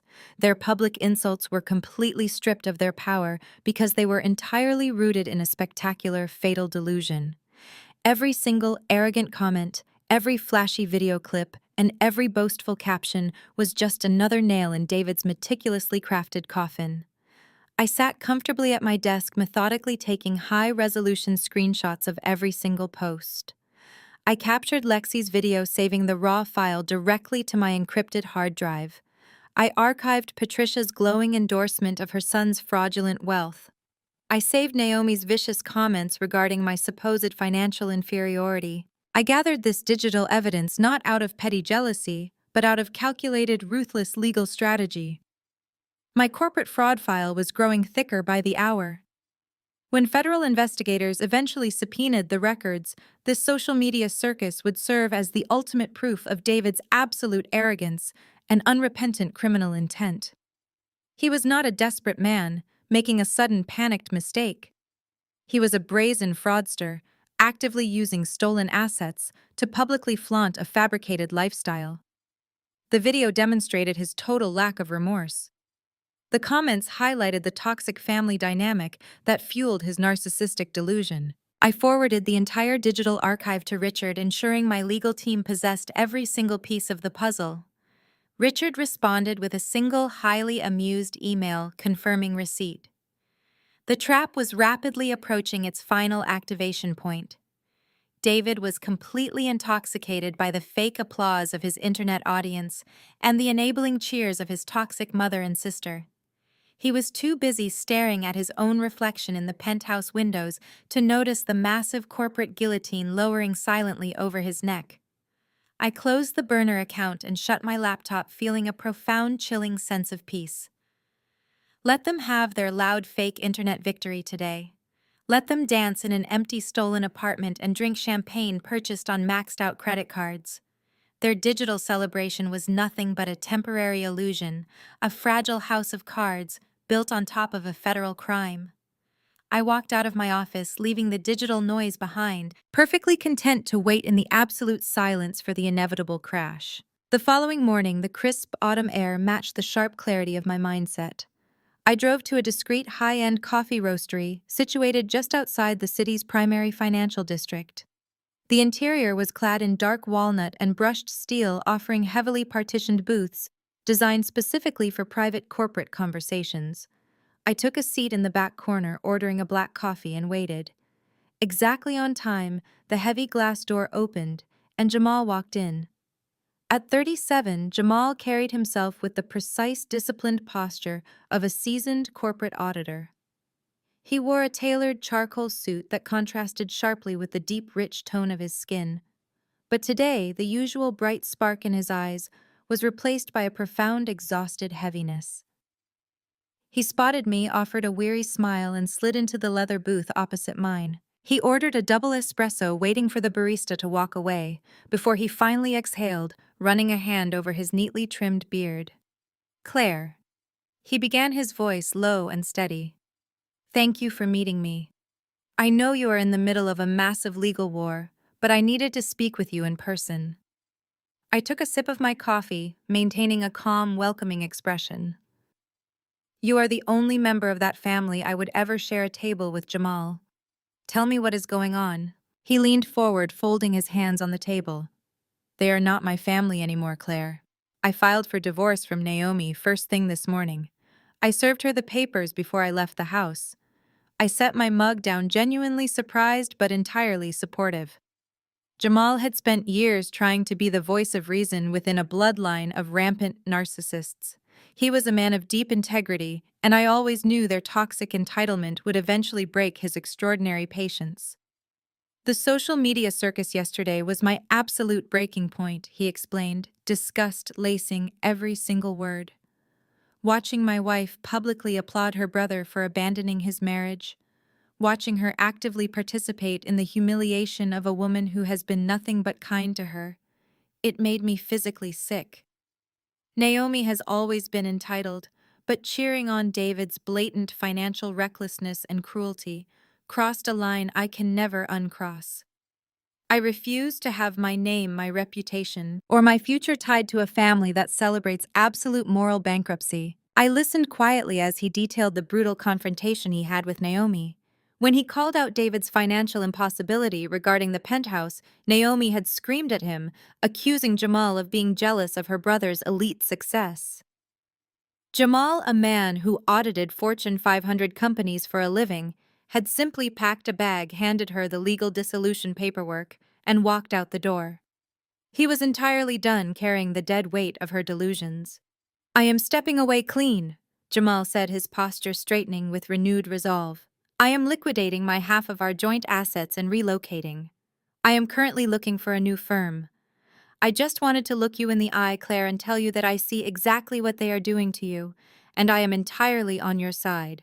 I looked at this brilliant, principled man who had just blown up his own comfortable life simply because he refused to compromise his core values. He possessed the exact kind of ruthless, ethical clarity I required in my inner circle. I reached into my designer handbag, which I had deliberately brought today instead of my usual casual tote. I pulled out a heavy, matte black business card with embossed silver lettering. I slid it slowly across the polished walnut table. Jamal frowned, looking down at the card. It read, "Pinnacle Commercial Holdings," followed by my name and the title Chief Executive Officer. He stared at the card for a long, heavy moment. He blinked, reading the silver letters again. He looked up at me, his brow furrowed in utter confusion. "Claire," he started, his voice hesitant. "Pinnacle Holdings owns half the commercial real estate in this city. They own the Azure Tower." "I know," I replied, my voice dropping to a smooth, icy register. "I built the company 5 years ago. I am the sole anonymous founder. David thinks I am a mediocre freelancer typing away in sweatpants. He has absolutely no idea that the $2.5 million penthouse he is desperately trying to finance is located inside a building I personally own." Jamal sat frozen, his mind trained to detect financial anomalies and trace complex corporate structures. Rapidly processed the information. He connected the dots with terrifying speed. He realized David's sudden penthouse acquisition was not a victory. He realized the sheer unadulterated danger his arrogant brother-in-law had just walked into. The realization hit Jamal like a physical shockwave. A low rumble started deep in his chest, quickly escalating into a booming, uncontrollable roar of laughter. He threw his head back, laughing so hard he had to wipe tears from his eyes. The absolute poetic justice of the situation was too magnificent for him to contain. "You own the building," he gasped, shaking his head in sheer disbelief. "He is trying to buy a luxury property from his own wife to house his mistress using money he does not legally have. Using a fraudulent loan secured by my suburban house with my forged signature," I corrected, smiling as Jamal's laughter abruptly ceased, replaced by absolute professional shock. "He just committed federal wire fraud," Jamal whispered, grasping the lethal reality of the trap. "And you let the escrow clear." I nodded, pulling a formal employment contract from my bag. "I am officially executing the trap at the annual Real Estate Elite Gala this Saturday. David is attending to show off his fake wealth. I will be making my public debut as CEO. I need a chief financial auditor I can trust implicitly to oversee the complete seizure of his assets and the subsequent corporate fallout. I want you to take the position, Jamal. Name your salary. You are already divorced from the madness. Now I am inviting you to help me orchestrate the execution." Jamal stared at the employment contract, then looked up at me, a sharp, dangerous smile matching my own. He reached across the table, picking up the pen. It would be my absolute honor, boss. We spent the next hour finalizing the timeline, perfectly aligning every legal and financial trigger for David's impending spectacular doom. The alliance was cemented and the countdown to the gala was officially locked in. The very next morning, a heavy cream-colored envelope arrived at David's temporary hotel suite. The front bore the shimmering gold crest of the Metropolitan Real Estate and Finance Consortium. This was the highly coveted invitation to the annual Autumn Gala, an ultra-exclusive event reserved strictly for the city elite. David had spent his entire mediocre career desperately trying to secure a seat at this specific table. In previous years, his firm had only allowed senior partners to attend. Now, holding the physical invitation with his own name printed in elegant calligraphy, David felt an overwhelming rush of pure validation. He believed his fraudulent bridge loan and impending penthouse closing had finally triggered the algorithms of high society, recognizing him as a major player. What David completely failed to realize was that invitations to the Autumn Gala were entirely controlled by the consortium primary sponsor. Pinnacle Commercial Holdings was the sole underwriter for the event. I had personally instructed my corporate events team to intercept the guest list and explicitly add David's name to the registry. I needed him in that exact room, surrounded by the executives he idolized, to ensure his public execution was witnessed by the entire financial district. Rumors had been aggressively circulating throughout the corporate sector for weeks regarding this specific gala. The financial press was buzzing with the highly anticipated news that the elusive anonymous founder of Pinnacle Commercial Holdings would finally make a rare public appearance and deliver the keynote address. David absorbed this industry gossip with ravenous hunger. He paced his hotel room, explaining to Lexi that this was his ultimate golden ticket. He planned to corner the anonymous billionaire chief executive officer at the event, shake their hand, and casually mention that he was currently closing on the premium penthouse in their flagship Azure Tower. He genuinely thought this fabricated flex would instantly elevate him from a mid-level drone to a respected peer of the billionaire class. Driven by this spectacular delusion, David immediately escalated his financial recklessness. He refused to attend the most important night of his life looking like an average man. He dragged Lexi to the most expensive bespoke menswear boutique in the financial district and rented a high-end designer tuxedo, putting the exorbitant rental fee on a credit card that was already gasping for air. But a rented tuxedo was not enough to complete the illusion. He needed a shiny object to distract the wealthy investors from looking too closely at his own hollow foundation. He escorted Lexi into a premier jewelry store downtown. Lexi immediately gravitated toward a heavy, glittering diamond tennis necklace. The price tag was mathematically devastating. David's stomach dropped for a fraction of a second, but his towering narcissism quickly overrode his financial terror. He aggressively filled out a financing application right there at the jewelry counter, opening a brand new predatory retail credit line with a staggering interest rate. When the clerk handed him the velvet box, David smiled thoroughly, convinced that his impending penthouse acquisition would magically wipe away the crushing debt he was rapidly accumulating. Lexi immediately fastened the diamonds around her neck, pulling out her phone to capture the moment for her thousands of followers. She posed in the jewelry store mirrors, loudly proclaiming that her finance king always provided the absolute best. David stood behind her, adjusting his cuffs, entirely intoxicated by the fake applause of her digital audience. He was spending imaginary money to impress a shallow woman completely blind to the fact that his entire financial existence was about to be legally annihilated. A few hours before the gala, David met his closest friend Kevin for a quick drink at a high-end whiskey bar near the hotel. Kevin was a standard corporate finance broker, but unlike David, Kevin possessed a basic understanding of mathematics and a shred of ethical caution. Kevin sipped his drink, staring at David with deep, unmistakable skepticism. He listened as David bragged loudly about the penthouse, the bridge loan, and the diamond necklace. David, Kevin finally said, setting his glass down heavily on the marble counter. I know exactly what our firm pays us. I know your bonus structure. There is absolutely no viable way you are closing on a $2.5 million property without drowning yourself in massive high-risk debt. What exactly are you doing? Are you leveraging Claire House? Because if you are, that is financial suicide. David scoffed, taking a long drink of his expensive whiskey. He looked at Kevin with profound condescension. You think too small, Kevin. That is why you are still stuck in a cubicle analyzing spreadsheets. Claire is a dead weight and her suburban house is just a stepping stone. I secured private financing because I know how to play the game. The corporate world rewards aggressive ambition. Tonight I am going to shake hands with the Chief Executive Officer of Pinnacle Holdings. Tonight is the night I officially cement my status among the 1%. Kevin shook his head, clearly disturbed by the sheer magnitude of David's manic delusion. He tried to offer one final warning, reminding David that the high society finance crowd did not tolerate frauds.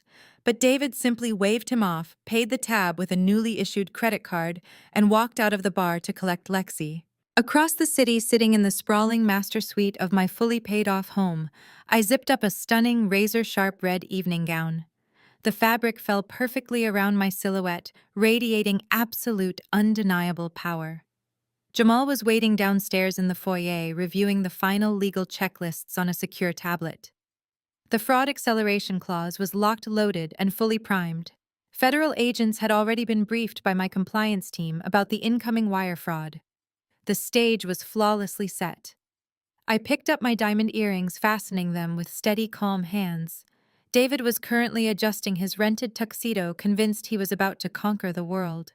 He had no idea the guillotine had already been released, falling rapidly toward his exposed neck. I grabbed my clutch, ready to orchestrate his inevitable doom.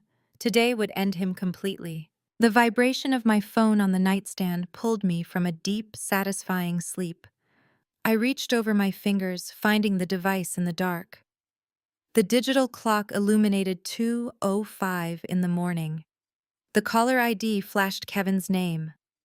This was the exact moment I had been waiting for, the precise culmination of 14 days of silent, relentless strategy. I tapped the screen and brought the phone to my ear, my voice thick with sleep but completely steady.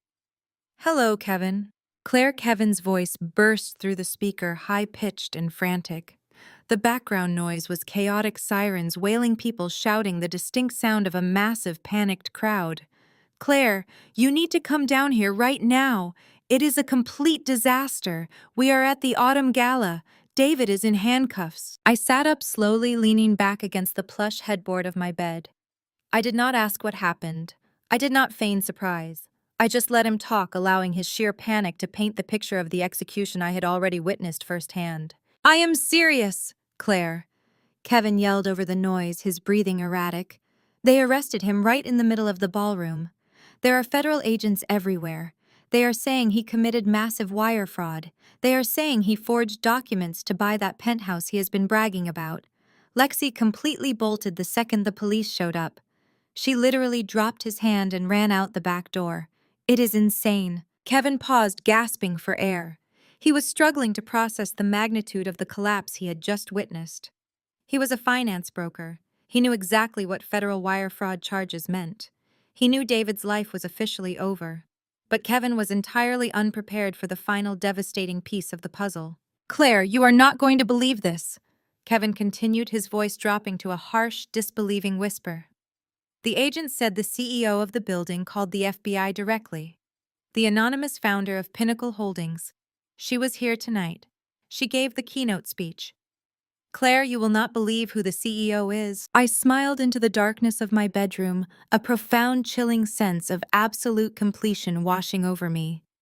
I remembered exactly how Kevin looked sitting at table 4, his jaw practically hitting the floor when I walked out onto the stage. I remembered the exact shade of the silk gown I had carefully selected for the occasion. I know, Kevin, I replied softly, my voice perfectly calm and laced with lethal clarity. I was wearing a red dress.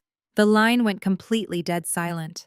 I could hear Kevin's sharp intake of breath, I could practically hear his mind snapping the pieces together, realizing that the quiet, unassuming freelancer his best friend had mocked for 5 years had just orchestrated the most spectacular, high-profile corporate execution in the city's history.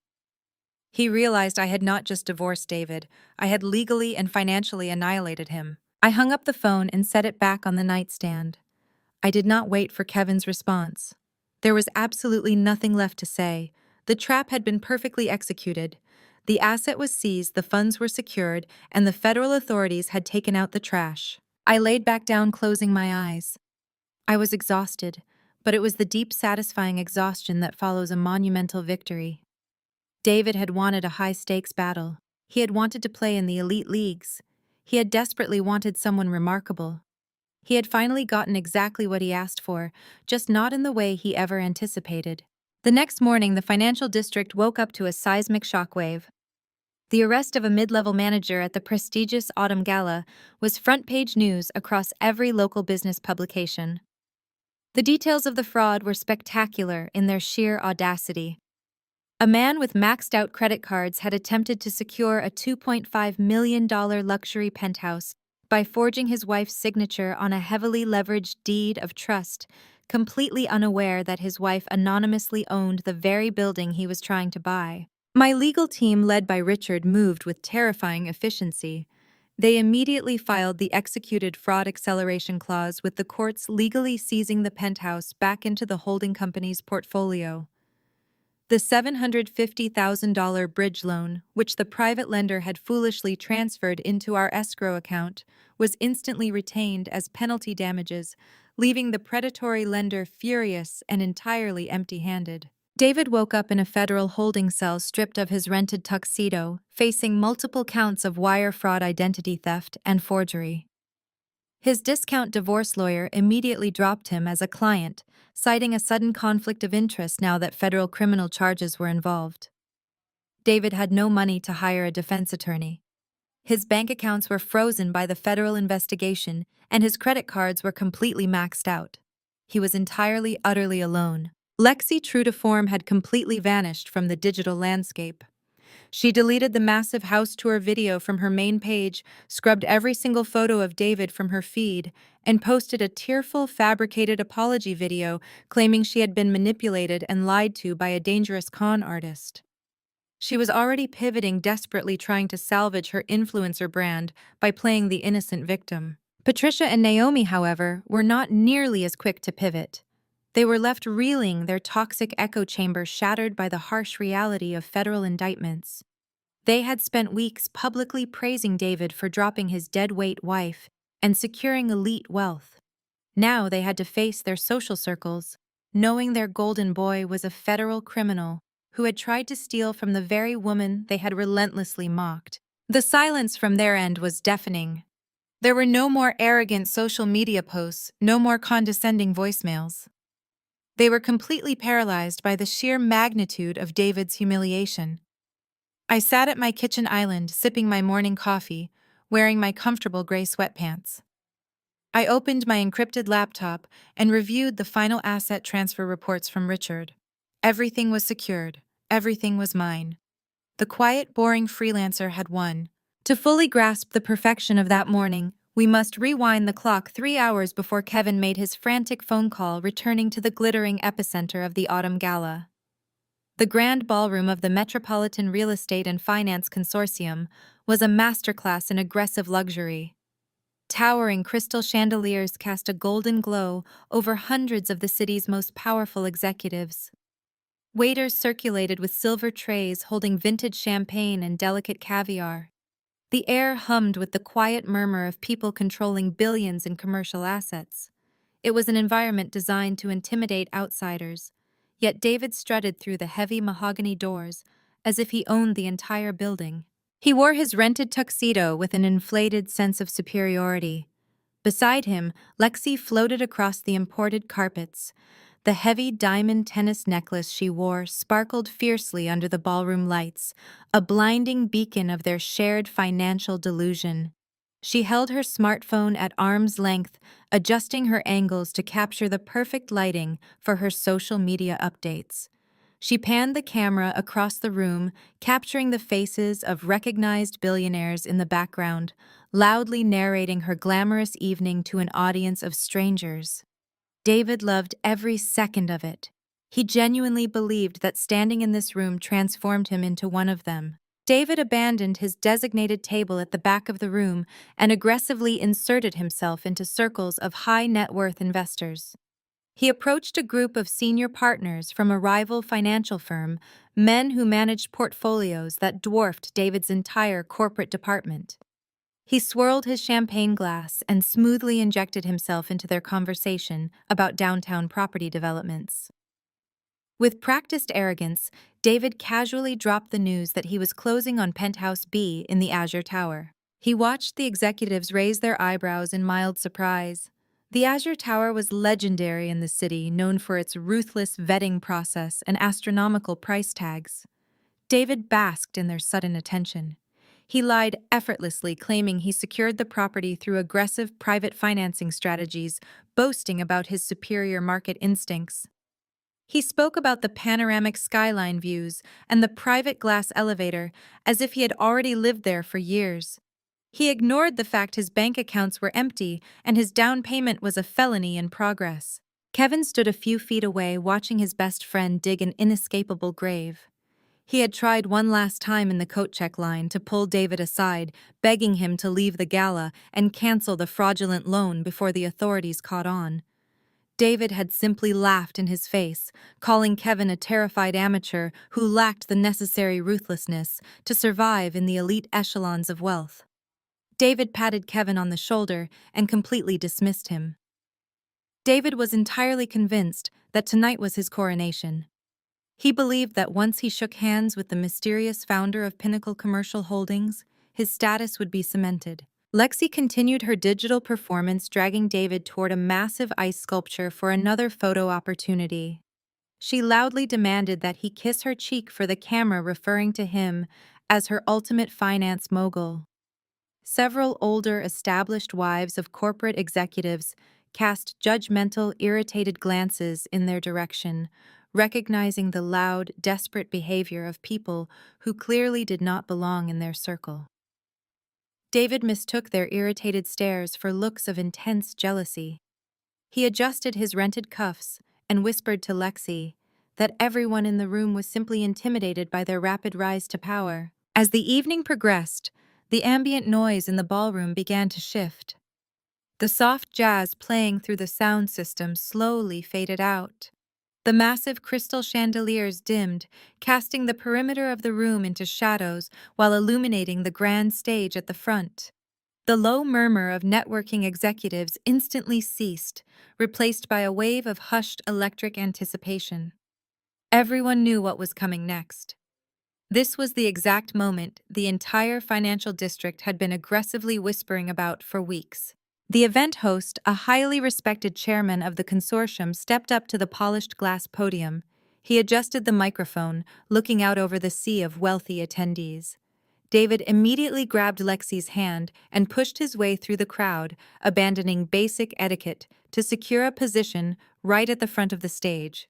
He wanted to be perfectly positioned to launch his networking pitch the second the speech concluded. "Ladies and gentlemen," the host began, his deep voice echoing powerfully through the silent ballroom.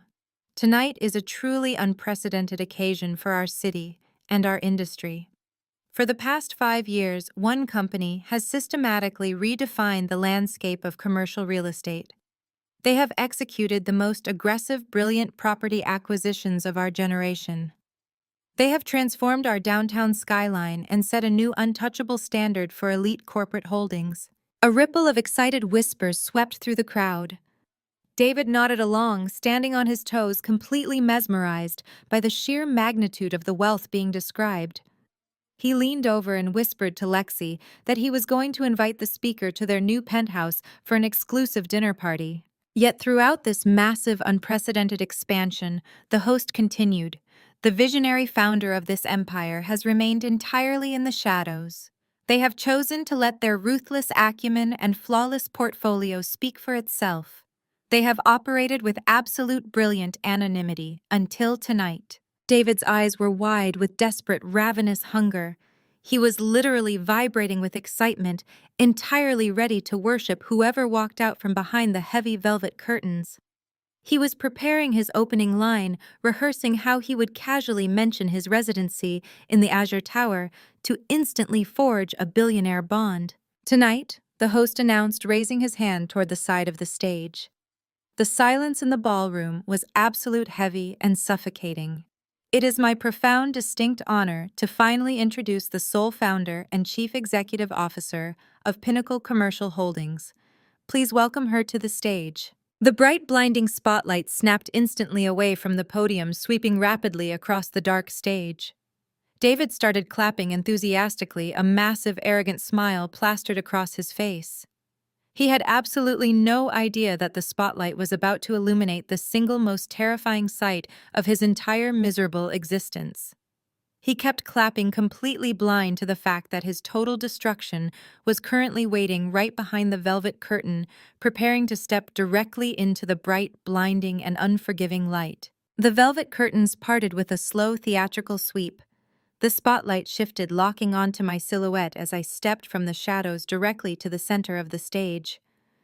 I was not wearing oversized sweatpants or a faded college t-shirt. I was wearing a breathtaking floor-length crimson evening gown that commanded immediate obedience from everyone in the room. The silk fabric draped flawlessly, radiating undeniable power. My hair was styled in an immaculate cascade, and diamond earrings caught the fierce glare. Thunderous applause erupted instantly from hundreds of the wealthiest investors paying homage to the architect of their skyline. I walked slowly toward the polished glass podium, my posture radiating supreme, untouchable authority. My gaze swept across the massive ballroom, scanning the sea of elite executives and socialites. It took me less than 3 seconds to find him. David had aggressively pushed his way to the very front of the stage, standing barely 10 feet away from the podium.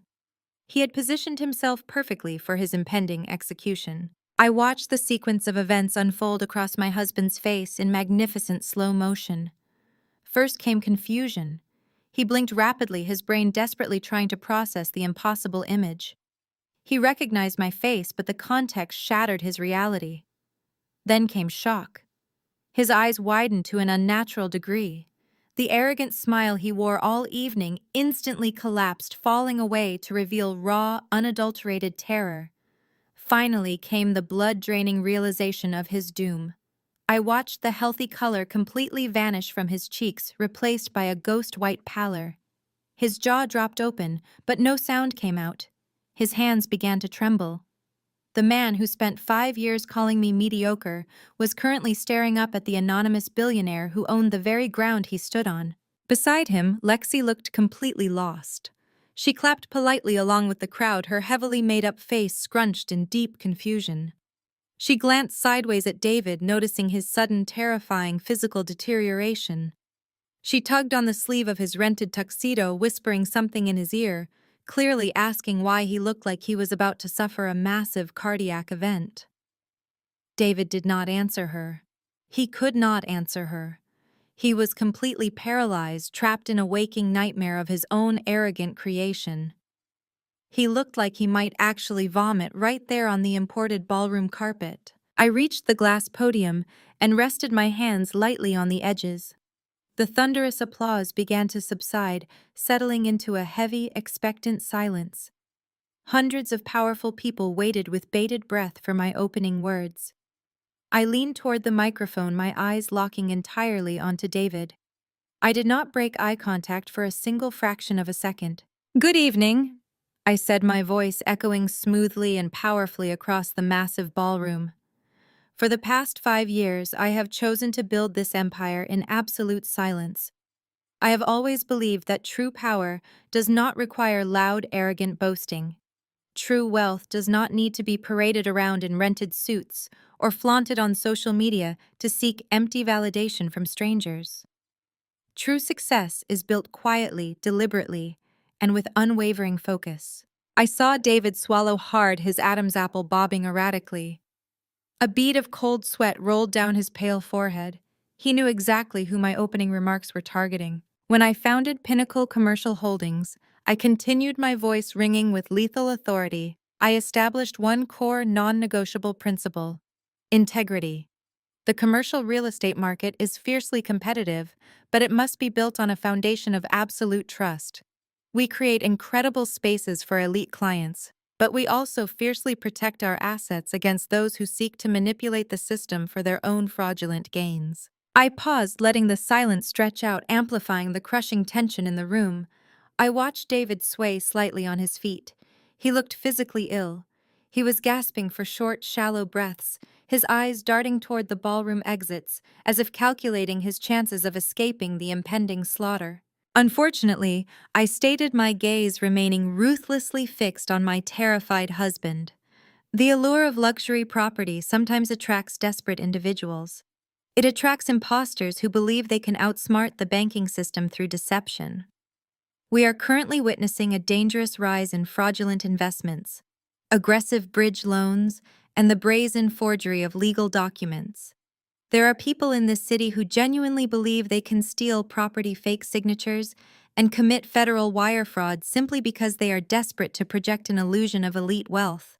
A collective gasp of shock rippled through the audience of seasoned investors. They thought I was delivering a stark warning about industry trends. Only David knew I was reading his exact criminal indictment aloud. I gripped the podium tighter, leaning closer to the microphone. "But let me be perfectly clear tonight," I announced, my voice dropping to a chilling, absolute certainty. "Pinnacle Commercial Holdings does not tolerate fraud. We do not negotiate with thieves. When we discover someone attempting to illegally leverage stolen collateral to purchase our properties, we do not simply halt the transaction. We let the trap snap completely closed. We seize the assets, we freeze the accounts, and we hand the criminals directly over to the federal authorities." David staggered backward, physically recoiling from my words. He bumped roughly into Lexi, who stumbled in her designer heels, looking at him with mounting alarm. She loudly asked him what was wrong, her voice cutting through the quiet tension of the front row. David could not respond. His breathing was rapid and shallow.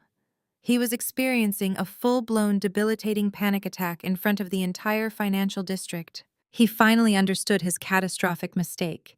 He had thrown away a billionaire wife for a fake internet influencer. He had now signed away his freedom completely and permanently. I concluded my remarks with a simple expression of gratitude to the honest investors in the room. I stepped away from the glass podium and moved gracefully toward the sweeping staircase at the edge of the stage. Every camera flash illuminated the absolute devastation carved deeply into David's face. He was rigidly rooted to the floor, gasping for air, like a fish thrown onto dry land. As my heels touched the carpeted floor of the ballroom, a coordinated movement began at the rear entrance. 6 men in tailored dark suits pushed seamlessly through the heavy brass doors. They were not mingling guests. They moved with predatory, synchronized precision, cutting a direct path through the sea of tuxedos and evening gowns. Leading the formation was Victor, my chief compliance officer, his face an impenetrable mask of corporate authority. Flanking him were 4 federal agents from the Financial Crimes Division, their badges distinctly visible against their lapels. The high society crowd parted instinctively, sensing the sudden shift in atmospheric pressure. The cheerful clinking of champagne glasses ceased entirely. The elite investors, the very people David had spent the last 3 hours desperately trying to impress, fell completely silent. They stepped back, forming a wide, isolating circle around David and Lexi. "Claire," he choked out his voice, cracking into a high, pathetic whine. "Claire, please, this is a mistake. I can explain everything. I was just trying to secure our future." I did not stop walking. I did not even break my stride. I offered him a singular, chilling smile before gliding seamlessly past him, flanked immediately by my own personal security detail. I took a position a few feet away, perfectly situated to watch the consequences of his arrogance materialize. Victor stopped directly in front of my husband. "David," Victor stated, his voice booming with surgical coldness, "you are currently standing on property owned by Pinnacle Commercial Holdings. Your presence is no longer authorized." Before David could utter another pathetic excuse, the lead federal agent stepped forward, completely invading David's personal space. He did not lower his voice to spare David any embarrassment. He spoke loudly, ensuring the elite crowd captured every single humiliating detail. David the agent announced, pulling a pair of heavy steel handcuffs from his belt. "You are under arrest. You are being charged with multiple counts of federal wire fraud, aggravated identity theft, and felony forgery. You knowingly transmitted forged financial documents across state banking lines to fraudulently secure a multi-million-dollar real estate transaction." David let out a loud, involuntary sob. His knees visibly buckled, and he would have collapsed entirely if two agents had not grabbed his arms to keep him upright. They spun him around roughly. The sharp metallic click of the handcuffs snapping shut around his wrists echoed fiercely in the quiet ballroom. "Please," David begged, tears streaming down his flushed face, completely destroying his meticulously curated image. "I have the money. I am a successful manager. I just needed a bridge loan. I am not a criminal." The crowd around him recoiled in absolute disgust. The senior partners he had been aggressively schmoozing earlier looked at him with profound revulsion. The investors who had briefly tolerated his arrogant boasting now recognized him for exactly what he was: a desperate, pathetic fraud who tried to steal from his own wife to play pretend in a world he could never afford. Whispers swept through the ballroom like wildfire. The phrase "wire fraud" bounced from table to table, isolating him utterly and entirely. Lexi stood completely frozen beside him, her heavily manicured hands hovering near her mouth. Her oversized sunglasses had slipped down her nose, revealing eyes wide with mounting terror. She looked at David, then looked at the federal agents, and finally looked directly at me. The realization hit her with the force of a freight train. She rapidly processed the entire catastrophic equation. The boring freelancer she had mocked in my foyer was the anonymous billionaire chief executive officer. The luxury penthouse she had bragged about online was completely out of reach. The man she had publicly claimed as her ultimate finance king was utterly broke, drowning in debt, and actively being arrested by the authorities for stealing from his wife. Lexi looked down at the rented tuxedo David was wearing.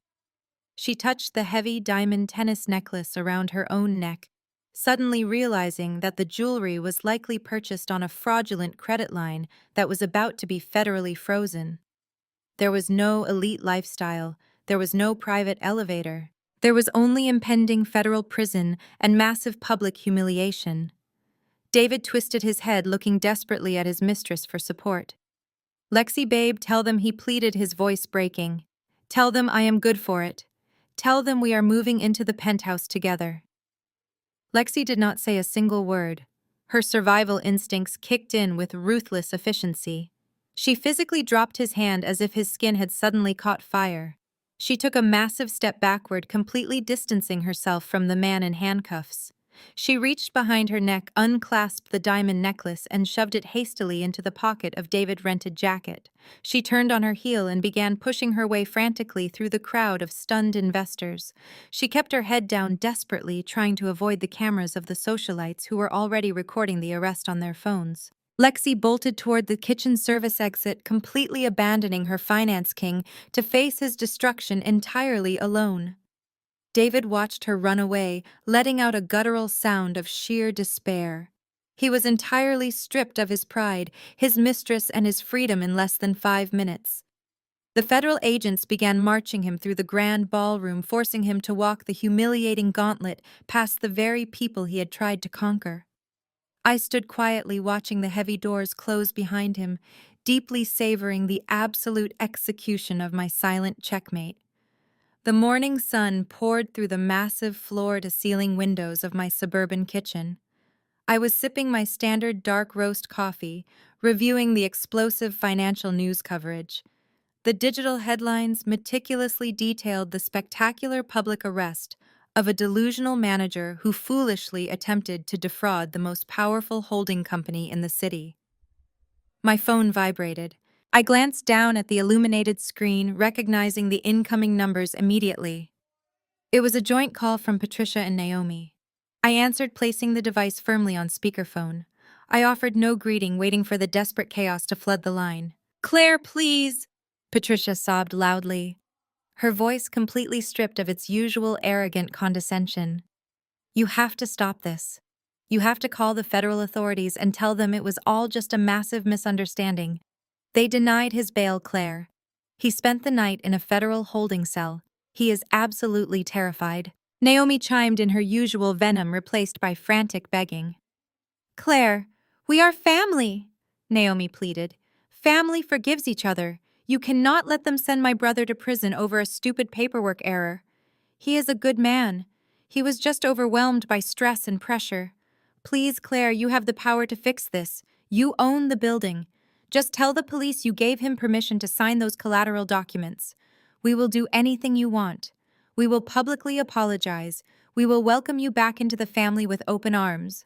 I sat perfectly still, listening to their groveling.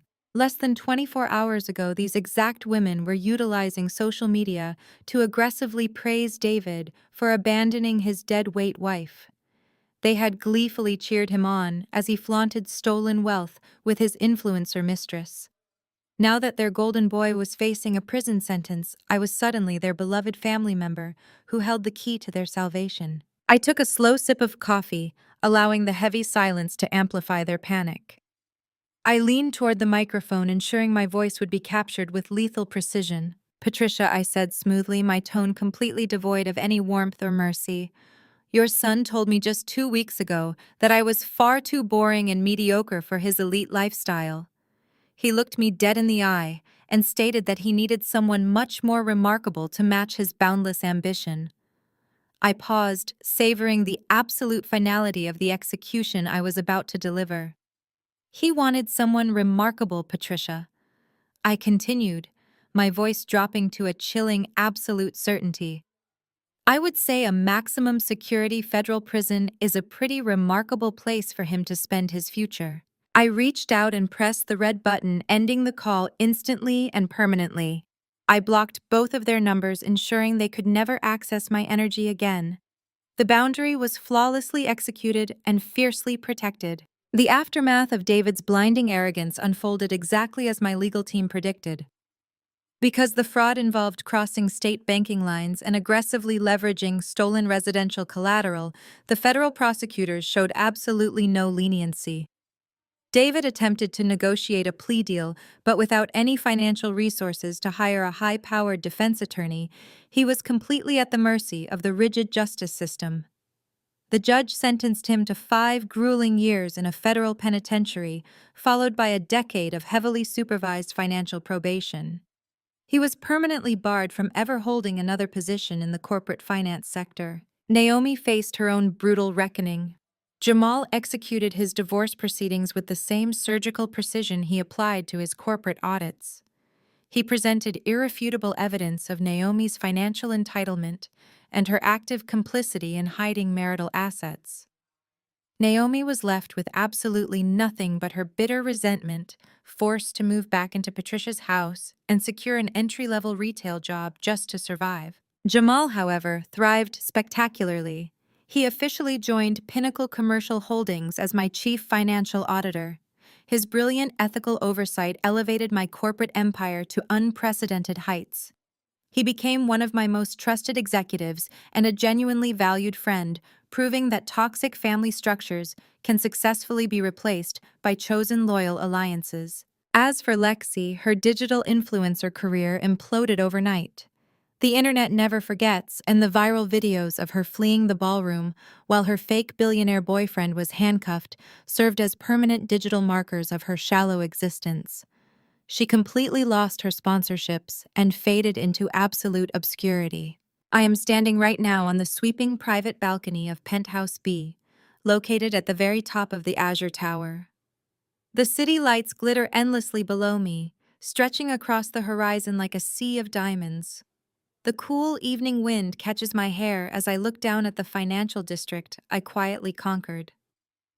I poured a single glass of expensive vintage champagne, raising it in a silent, solitary toast to the quiet, undeniable power of female independence. I learned the most valuable lesson of my entire existence through this relentless ordeal. The true fundamental worth of a woman is never dictated by the cruel projections of an insecure man. Value is not determined by the clothes we wear, the physical aesthetic we present, or the public validation we receive from shallow, toxic relationships. True power is built silently, internally, and relentlessly. If you are watching this and are trapped with a partner who diminishes your light and actively drains your energy, I want you to hear this loud and clear. Walk away. Stop fighting for a seat at a table where your profound value is consistently ignored. Go build your own table. Build your own empire. Let me know in the comments below how you successfully walked away from toxic partners and leveled up your own incredible lives.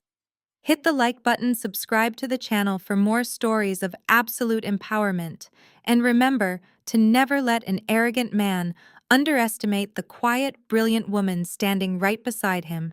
The story of Claire's meticulous and devastating triumph over her narcissistic husband serves as a profound masterclass in recognizing and protecting your inherent value. The most striking lesson we can extract from this narrative is that true power does not roar. It operates in calculated silence.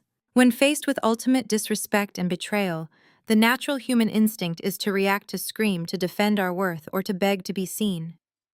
However, Claire teaches us that arguing with someone committed to misunderstanding you is a complete waste of your most precious resource, your energy. Instead of participating in David's theatrical attempts to diminish her, Claire chose the ultimate form of respect. She walked away and let his blind arrogance architect his absolute downfall. She deeply understood that a woman's worth is never dictated by the cruel projections of an insecure partner.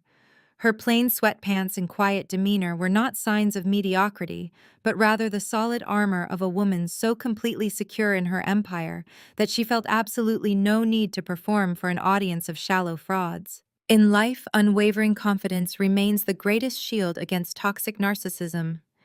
This intense story is a powerful reminder that you do not need to constantly prove your success or your worth to people who are completely determined to belittle you. When toxic individuals try to convince you that you are a burden, the most lethal response is to believe in yourself and quietly remove their access to your light. You must build a strong foundation, secure your independence, and let natural consequences catch up to them. If you are currently sitting at a table where your profound value is consistently ignored, have the courage to walk away and start building your own successful empire today.